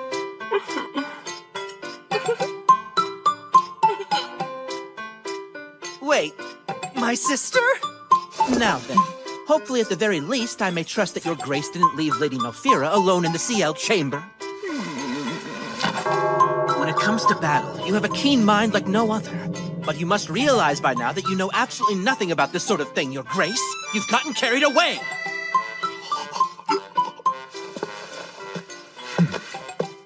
I would never leave Melfira to be by herself. I assigned the Blanche Corps to her. The Blanche Corps, you say? They were to serve as her personal bodyguards in any case. No harm in having them meet right now, as opposed to later. Well, I suppose that's not a terrible idea. I must apologize for keeping you waiting. Mrs. Laforgue, Mrs. Jordan, and Mrs. Sarot. Lady Melfira happens to be meeting with the Blanche Corps at the moment. Do you mind waiting a bit longer before bringing her the dress and items? Don't be so silly, Chaos. There is no need to apologize to your own mother. Isn't it sweet? The Duke must have gotten carried away, but he clearly adores her. I can hardly wait to meet she who finally won His Grace's heart. She must be quite an exceptional woman. Right, Moonlit? Right. Then let us enjoy some homebrewed tea. I have collected good leaves. I can bring some of my delicious bread. My, how lovely. Come, let us prepare. You haven't lived until you've tried it. Seriously? Who makes their own mother serve as a chambermaid? Who can you trust more than the very woman that birthed you? And you know she's fully qualified to watch over Lady Melfira. She was your caregiver when you were a child, you remember? Well, you do make a fair point, but... Excuse me. Chaos, sir. Why did you pick my sister to be a chambermaid? I mean, she's but a humble baker. She's magnificent. Mrs. Sarot's a married woman who took over the family shop. Since after you had become a knight, there was no one else. Your sister's a bold woman. Yeah, well, that's quite kind of you to say. And Mrs. Jordan, she's the wife of a Galbrathian knight. But this is temporary. I will select new chambermaids another day. I've no complaints when it comes to Chaos's choices. But he's always so well prepared. It's a bit frightening. Lock tight. Secrets. Keep us safe. Now, enough about chambermaids. Back to our discussion. Tell me everything about this spell. Believe me, after all this time, I am too familiar with the magic power that you possess. But what was that, huh? Is it possible that you love the airs in Yewood so much that you've decided to become one with it? Shall I start addressing you as Walking Volcano, or perhaps Magic Generator will suffice? Your Grace is fine! Should I go? Tell me, Chaos. Could someone else have noticed? Perhaps. Mulin, think anyone noticed? What do you mean? I don't understand. We all saw the Berganyons attack us. And that explosion.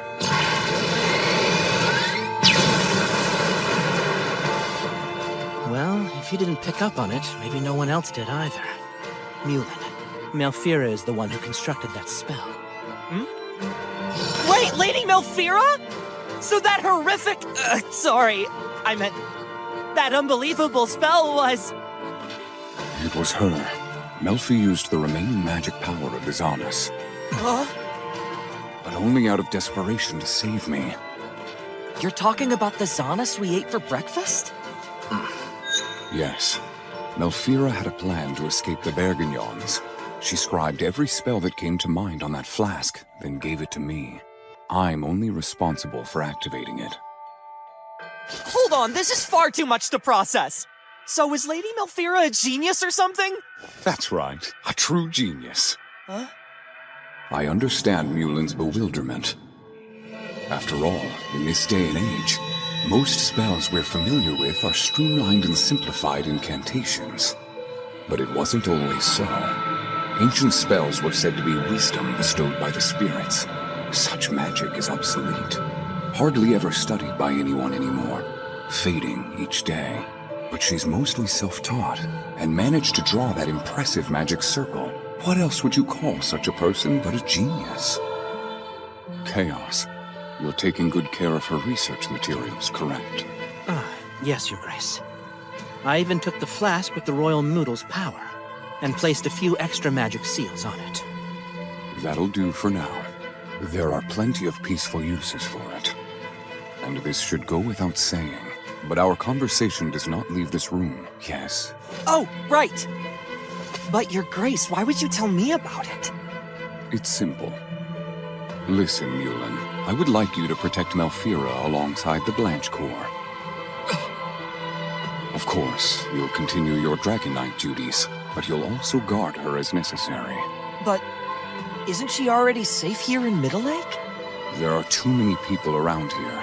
I've prepared a secluded room that should serve well enough as her lab, but we must ensure that nothing befalls her. Malfira's research has to continue no matter what. I won't see it stopped, for if we could consume monsters safely, perhaps Galbraith would change for the better. I'm trusting you, Mulin. You can count on me!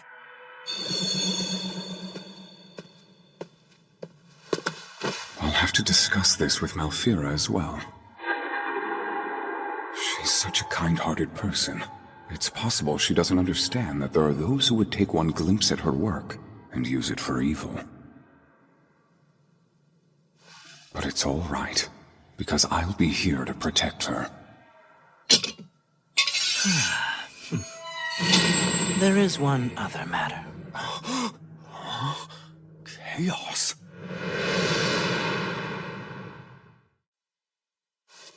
In my absence. What are you doing? You were eating without me. I haven't a clue what you're talking about. Why would you do that to me? What? Chaos, have you lost your mind? You ate the delicious banquet of Zanas that Lady Malfira prepared. And you ate it too, right, Mulin? Yes!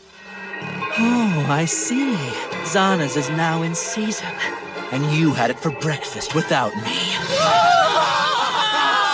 Very well. Excuse me, Your Grace. Your Grace, Sir Chaos, Captain Mulin, I'm sorry for interrupting. However...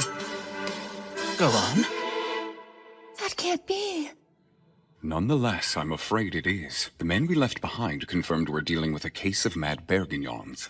Forgive my questioning you, but is it truly such an urgent matter that you must sortie to put them down? Afraid so. This occurs every day in Galbraith. I did look forward to showing you off today. I'm sorry, but it'll have to wait. It's fine. Your Grace, how can I be of help to you? Is there anything I can do? Remain here where you'll be safe. I wish I could stay with you, but the mad birds could attack at any moment. I shall return. I'll take care of them quickly, so don't worry. Your Grace, please be careful. Not so fast, Melfi. You know what you're supposed to call me. Seriously? Duke Aristide, why do you love to embarrass me, especially in front of all these people? Just go take care of the monsters and come back soon! I wasn't trying to embarrass you, my love. Oh, now you want to flatter me? Melfi, what's the best a duchess may give to her duke? She may provide comfort. Oh yes, and appreciation. Don't be cross with me. I find nothing more comforting than witnessing my fiancé's cute side. So give me some grace. Do you really mean that? Of course I do. When I return, treat me to a delicious meal. Oh, I know. How about a stew made from the remaining royal noodle? It sounds nice. But don't you think ordinary food would suffice? Perhaps. I'd even eat Bergignon if it's good. And it motivates me to imagine I'm going off to hunt ingredients. I know what he's doing. The Duke is purposefully emphasizing that he wants to eat monster meat. And by asserting that before the Blanche Corps, and in front of the other knights, he's hoping they'll more readily accept my research. That must be his intention. If there are any monsters you're interested in, I'll hunt one while I am out. Any monster? It would be selfish of me to ask for something major. After all, he's on his way to slay a flock of mad Bergignons. Then again, he is offering, right? Oh, all right. Well then, could you bring me back the fruit of a screamwood tree? Yes! You told me you've eaten one before, and how you regretted it ever since. Oh, that's right. But, It had quite the strong odor, did it not? But apparently Dragon Knight Mulin back there thought it tasted sweeter than nectar. Isn't that right? Huh? How did you know that? Wait, did someone tell you? Sorry, but that's a little secret. So tell us, are you positive what you ate was the fruit of a screamwood tree, Mulin? Yes. Its color was black. Perhaps that means it was a bit overripe, but its fragrance was pleasant and sweet. I remember taking one bite and a delicious happiness filled my whole mouth. But I got carried away. I ate so many that cleansing water was ineffective and I was met with a terrible fate. They both ate the same fruit. So how could they have ended up having such different experiences? I'm curious to find out. So, you know, the screamwood isn't the priority here. I mean, I'd be grateful if you could find some to bring back, but your safe return comes first. I know. And understood. I'll find some fruit and bring it back. Well, let's get there before sundown.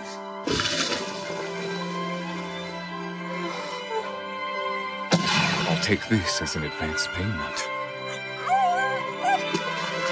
And don't worry about your things. They're inside a room I no longer have use for.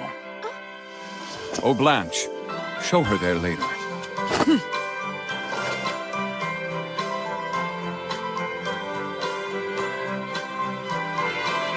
Your Grace, Duke Aristide, please be careful.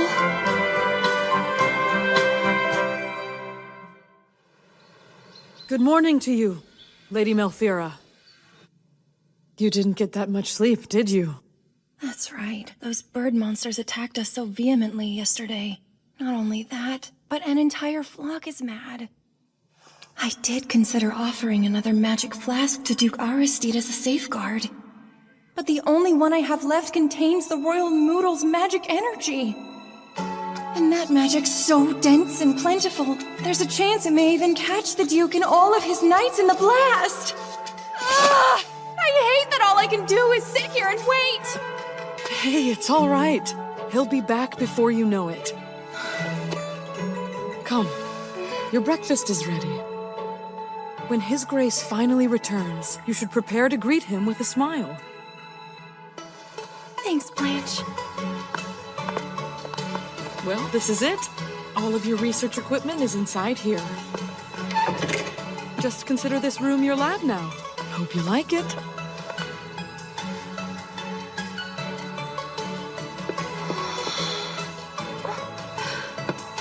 Incredible! These aren't just my materials. There are unusual-looking grimoires and documents as well. And yet, for some reason, right now I don't feel even the slightest interest in any of it. I patiently waited, but the Duke didn't return that day.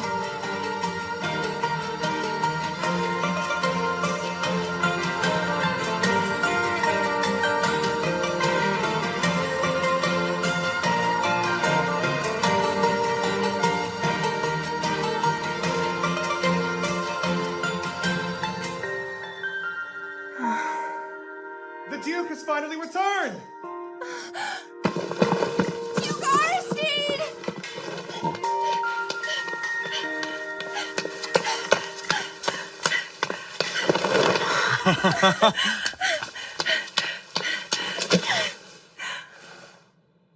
You're all right. Sorry. It took so long. That doesn't matter now. For my apology, I've brought you a gift. Something from Erzinier Woods. And I've managed to find screamwood fruit. You brought the fruit back? I did. I will have it sent to your room. Later. But as for now, I need a nap. Wait, right here? Oh, Your Grace?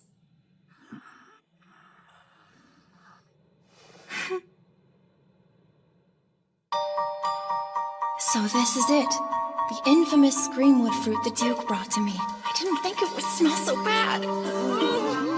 Perhaps this red one is the fruit that made the Duke want to regurgitate.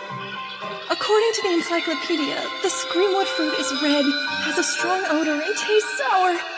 I see why he was so hesitant. Due to the smell, I'll just leave the red ones outside for right now.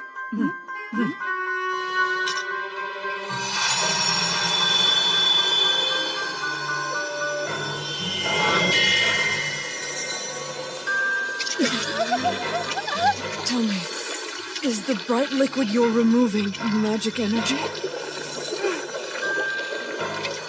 Extracting the magic energy from this quarry is difficult. I can't spare the effort to respond. Unless they're burned to ash, or they wither away completely, tree monsters don't truly die. But their fruit can't be consumed once it is withered. Extracting the energy while they're alive is nearly impossible, but...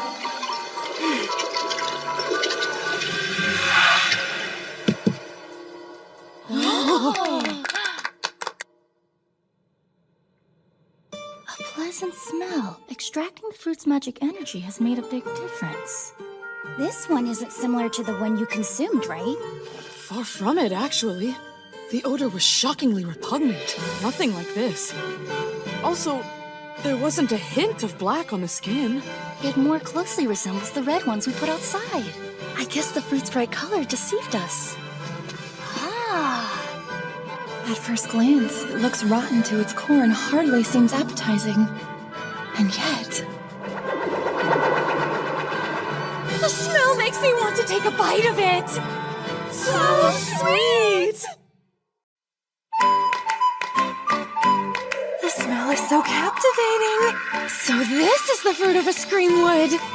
My princess, is it ready to eat now? It is! I have now removed what I could of its magic energy. However, most of its magic doesn't lie within the fruit, but inside the seed itself.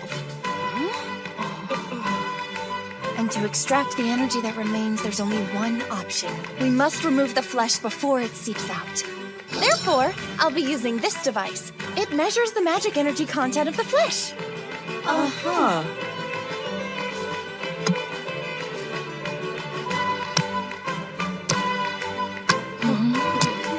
I can do it! Allow me to help you. Thank you. I'd like that. Here goes.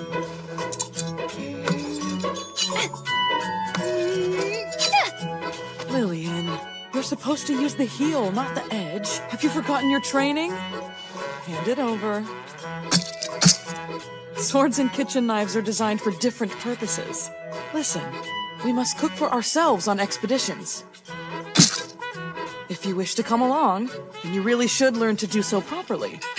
Thank you, Captain. I will do as you suggest.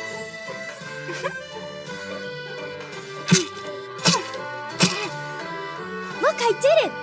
Will this do, my princess? That's more than enough room for the device. Thanks, Lillian. So, does that mean I did a good job then? Yes, great work. I truly appreciate it. But goodness, this rind is a bit thick. I should add a note to my encyclopedia. Princess, if I may, how does that instrument work exactly? Oh, right. This device will detect magic energy in whatever object it pierces. If you look at the needle here, you might notice that there's a tiny hole in it, which connects to a magic circle inside that does the actual detecting. How finely crafted. I couldn't agree more. So did you come up with the idea for this yourself? Sure did. My objective is simple, that someday everyone will be able to safely consume monster meat. All the knowledge I've accrued won't do any good if I keep it to myself. I'd like to see devices like this one spread around the world, so that anyone can easily prepare monsters for consumption. Just keep your eye on it, and it'll visually indicate the magic energy level. Princess, your instrument! It appears to be glowing quite a bit. It's red, huh? That means there's still quite a lot of magic energy left inside. So in other words, we should separate the flesh from the seed. That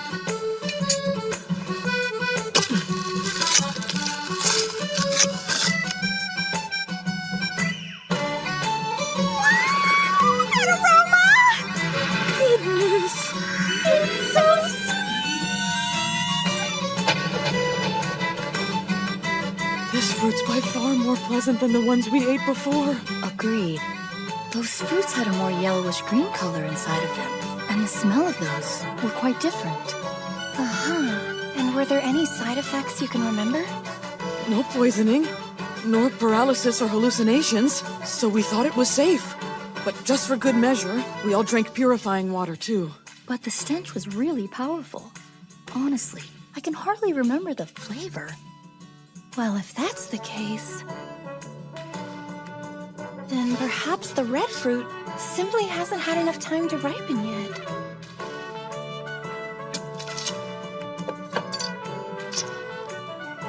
All right, there's no reading this time. Now we can all eat this fruit without any fear of tummy aches! Next up, we'll taste for poison. I think it's best for me to try it first. You can have some after. Huh? Wait, hold on! No, I can't allow that! I couldn't face the Duke if anything happened. I should be the one to taste it first. That's not fair! I've been waiting forever to try this fruit, so I want to eat it! That's out of the question. You may be a knight, Lillian, but you're also still a child. Therefore, I'll be the first to test it. Captain, you're the only one that has children. Allow me to be the one who... You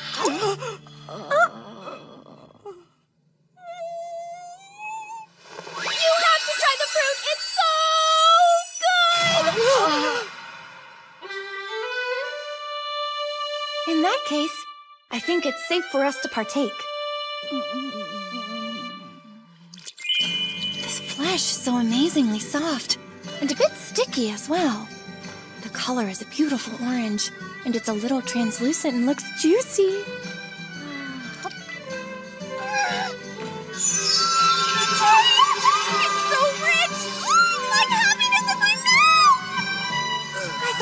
exaggerating, but now I understand why he said it's better than luxurious nectar. When fruit is eaten raw, it can have sort of a unique acridity to its sweetness. But this, it's like the acrid taste is completely absent from the screamwood fruit! It's simply sweet, and once you take a bite of its goodness, you want another! So, is the fruit safe to eat? Not only is it safe, but it's delicious. Both of you should try some like right now. Right, very well then. Here goes nothing.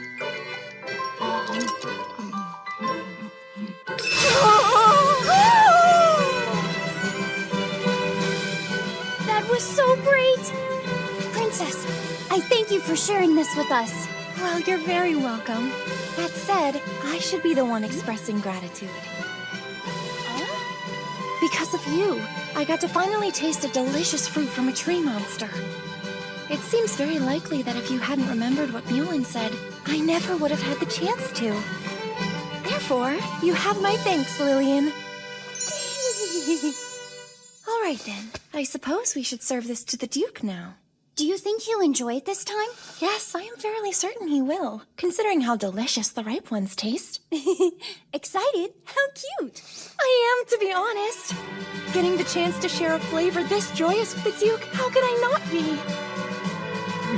From how he described it, eating this fruit was a wretched experience for him.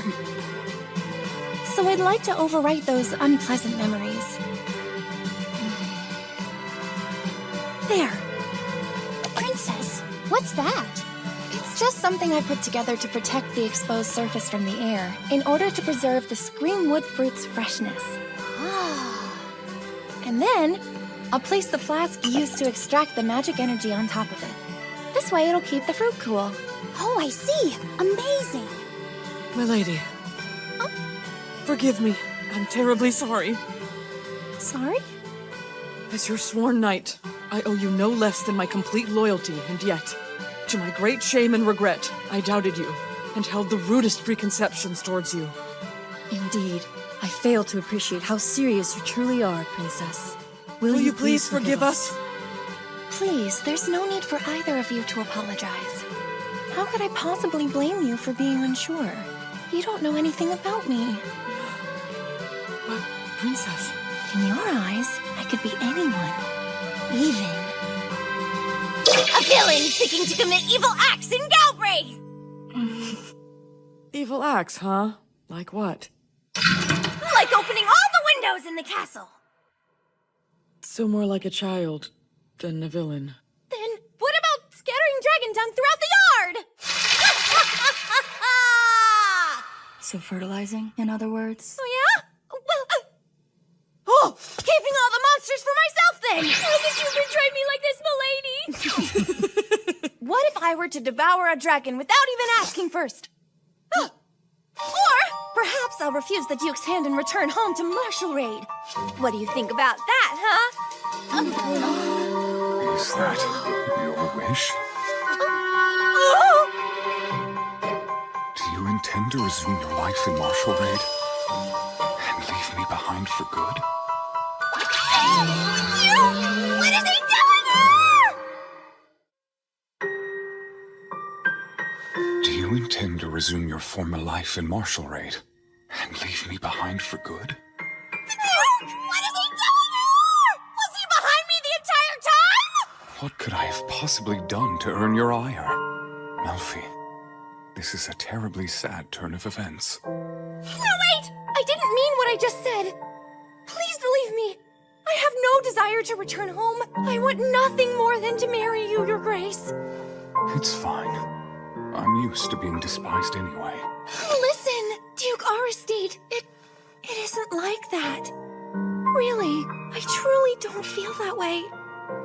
I hurt him. What can I do to make this right?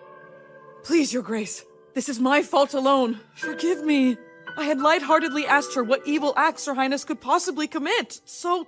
And furthermore, she asked us to determine if she's worthy to stand at your side. And to be honest, we had our doubts. Pretty serious ones, actually. But all of our eyes were clouded. Oh, Natalie, you didn't have to reveal all that. Your Grace, the princess is merely guilty of wanting to have some delicious fruit from a screamwood tree, and she is eager to share its flavor with you. Please, Lillian, don't bring that up! Nothing they've said is wrong, but somehow hearing the words come out of someone else's mouth makes it that much more embarrassing. Is that true, Melfi? You must tell him. His Grace deserves to know how happy you are when you talk about him. Princess, show him the happy face you made earlier, the wonderful smile that appears when you mention his name. That's so. Go on, Lillian.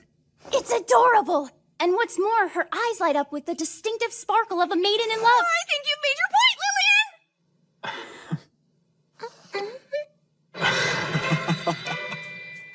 He didn't! Just look at that mischievous face. There was no misunderstanding here. His Grace must have been eavesdropping for longer than I thought!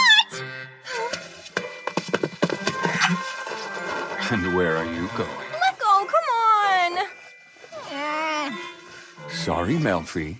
I was just teasing you a bit. Well, that's not the whole truth.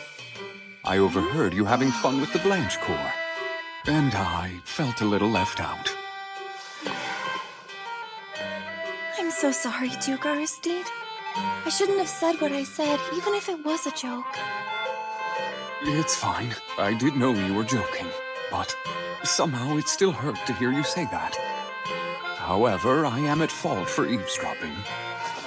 Well, yes you are. And how did you even get in here to begin with? From over there? Goodness me. Did it slip my mind to tell you? This room and mine are connected.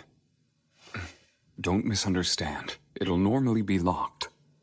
It's just a certain someone woke up from their nap. I mentioned a gift, didn't I? Yes, you did. But I presumed you meant the screamwood fruit. There's something else, too. I thought it would be a fun surprise for you. Behold, the guardian of Galbraith. A serious puppy.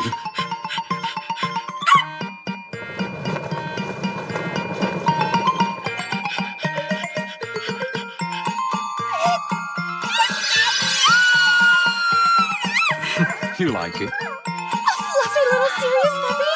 In the hands of a handsome duke? Nothing about this is remotely fair! Tell me, where did you get the little guy? In the woods. It was beset by mad Bergignons, so I rescued it, at least temporarily. It must have been separated from its parents. The knights are attempting to find them as we speak. I'd better not get too attached, because based on what the Duke just said, it sounds like this sweet thing is headed back to the forest sooner or later. I hope it's after they find its parents, at least. So how long has the Sirius been the guardian of Galbraith? Since the first Duke. Of course, it's legend at this point, but it said he kept one by his side throughout his reign. From that point on, the Sirius has been the symbol of the family. And what do you feed it when it gets hungry? Good question, but I've never raised a Sirius puppy before, so I'm not entirely sure. I offered it beef with goat's milk, but it wasn't too interested. I do not know what to feed it. Is that right? You know, we could try giving it some monster meat. Good idea. It did grow up in the wild, so it's worth a try. All right, maybe it'll like dragon feed. Get us some, would you, Blanche? Yes, of course, Your Grace. Lillian, let's go. Oh, really? All right, but I would rather stay with the puppy.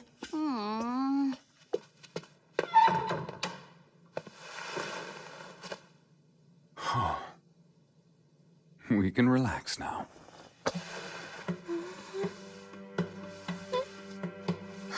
Your Grace, just so you know, the puppy's quite soft, so you might prefer petting him. No thanks. I'm more than happy with this arrangement. I find the touch of your hair incredibly soothing. Yes, of course you do. This is my duty as a future Galbraith Duchess, to offer the Duke comfort and appreciation. Still, as duties go, this one's too embarrassing. Oh, Your Grace, perhaps you'd like something to eat yourself?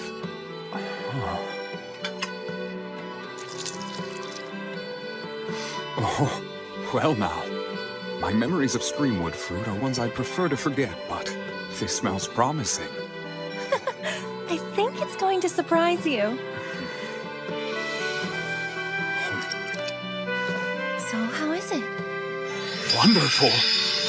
My tired body is reinvigorated. I could keep eating this forever.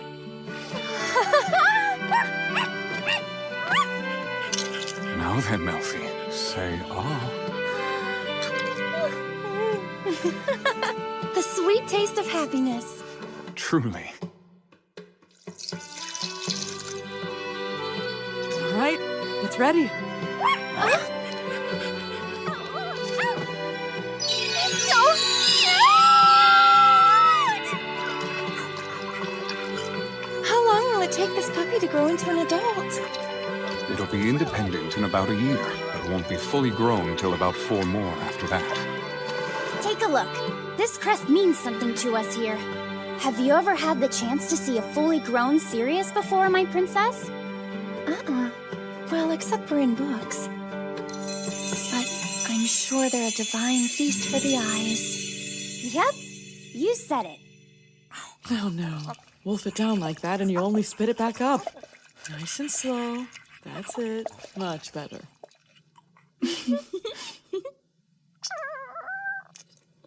I know a good dog who cleaned its plate.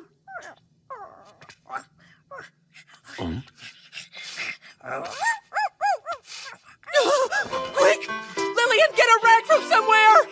What? This dog has business to do! Hurry! What was that? Good grief.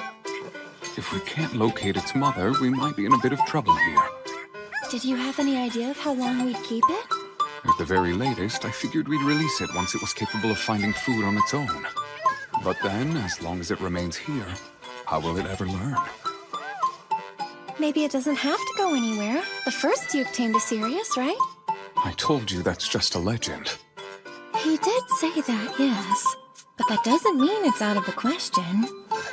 Granted, my expertise is in eating creatures like this. Raising them is something else entirely. Hey, what's this? The captain has a new friend. How cute! You were like that as a child, Lillian. You'd follow Blanche around talking about how much you wanted to be a knight. Do you remember those days? Oh, Your Grace, please! Am I wrong? Well, I mean, I wouldn't say I followed her around exactly. I wonder when Lillian first decided she wanted to become a knight. Considering how young she was when it happened, she must have worked awfully hard. Hey, you know, it's been 6 months now since the Lucible Workshop made you a sword, huh? Presuming Blanche approves, I could take you out on a short expedition. Could you really? Your Grace, I was curious about something. Is that workshop you were talking about the same one where your sword was made? Yes. Blanche's husband, Gallio, works there. As a matter of fact, he's the head blacksmith. Oh. You didn't tell her then? Well, no. And if I'm being honest, she expressed a rather fervent interest. Nonetheless, I wasn't certain it was my place to say. I suppose that's fair. If I may ask, what are your own thoughts on Melfira? My thoughts? Well, let me see. In my estimation, her skill with the blade is nothing short of masterful, and reflects great care. If you ask me, I believe that Gallio would approve. I believe he would, but he can be pretty stubborn sometimes. I see. In other words, Gallio only performs his craft for those who meet with his approval. Even if I spoke to him personally, he'd want to meet with her himself, wouldn't he? I don't think there's any getting around it. In that case, perhaps I'll request his attendance at the introduction. But... Let's say he saw me butcher a monster. Even if he acknowledged my skill, is that something he'd approve of? Princess. Yes, what? You should know my husband isn't merely difficult. He can also be quite foul-mouthed. I fear that he may treat you rudely. Oh, don't worry. What do you say, Melfi? I will meet him, of course.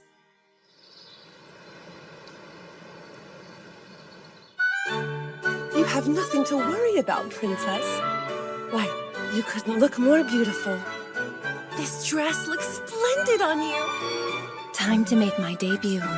I cannot leave even a shred of doubt in anyone's mind that I am worthy of being the Duchess of Galbraith. You'll be fine. All that you have to do is be yourself.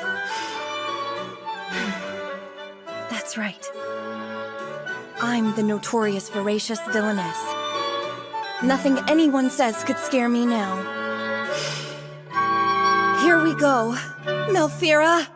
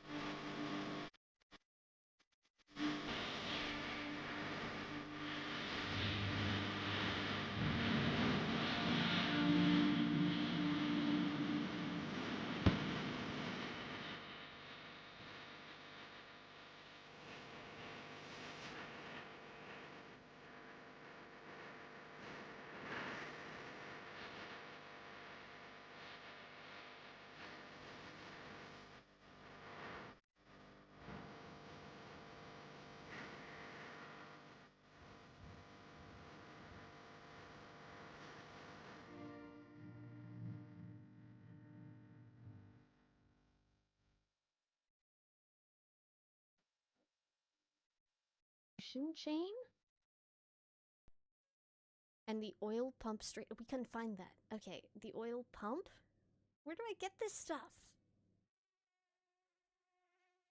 Okay. What wait. Hydrate. Hell yeah, one moment.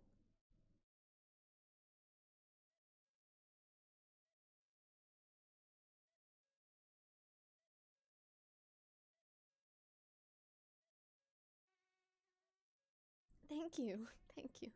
Okay.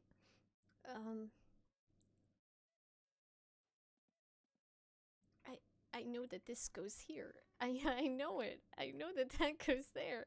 What? Why won't it? What? I don't get it. Ah! Wait, what? Huh? What? Do I have this thing backward? Okay, that's fine. Okay. So that's the flywheel. Are we all keeping up? Do you all know where I'm looking? Down at the bottom, okay? And then we have the flywheel, and then we need to connect that? Do we need to screw that in? Let me get a good look at this. Hold on. Let's rotate it. Okay. Perhaps. What? Oh god, I need... Guys, how do I keep swearing? Oh, stop peeing! No, don't pee!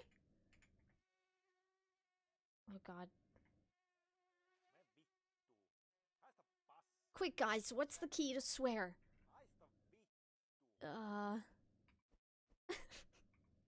What? Ah, no, not the map! I need to check. I need to check. None! Bruh. Okay. Swear and pee. Left click. Wait, that'd be kind of good. I have to spam the swearing, guys. Sorry. Guys, swearing is bad. Don't swear. Don't be like me, guys. This is a low moment for me. I can buy smokes at the shop. I thought I got some. Yeah, we might have to go back to the store.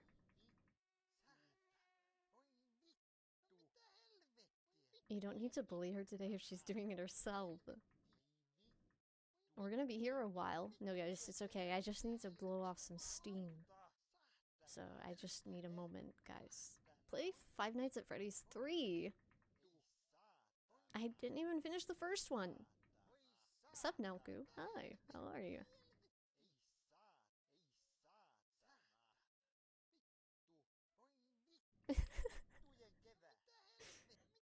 Guys, don't judge his choice of swear words, okay?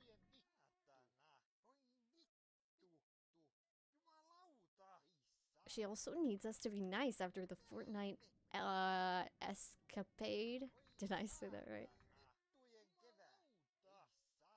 Okay, that should be good for now. Yeah, that's good. Okay. What was I doing? Oh, I think I need to screw these things in. Hold on. I wish I could... Wait, hold on. There we go. He needs to pee. No, he doesn't. He literally doesn't need to pee. Oh, I can't reach them from here. Oh.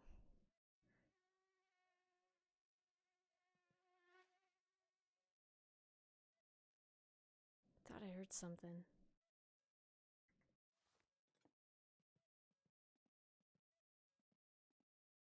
Okay. Maybe like a small one. Nope. Okay, maybe this one. Oh, jeez. How are you supposed to know? I don't get it. I don't get it. I don't even know if I need to screw these things in. God damn it. Maybe if I... Oh, my head. Okay. What? Help! I keep falling down the hole.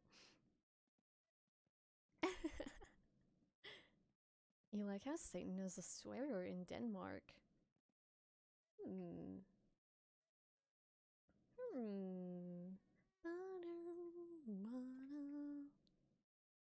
Did this not play? I don't know, I'm freaking out.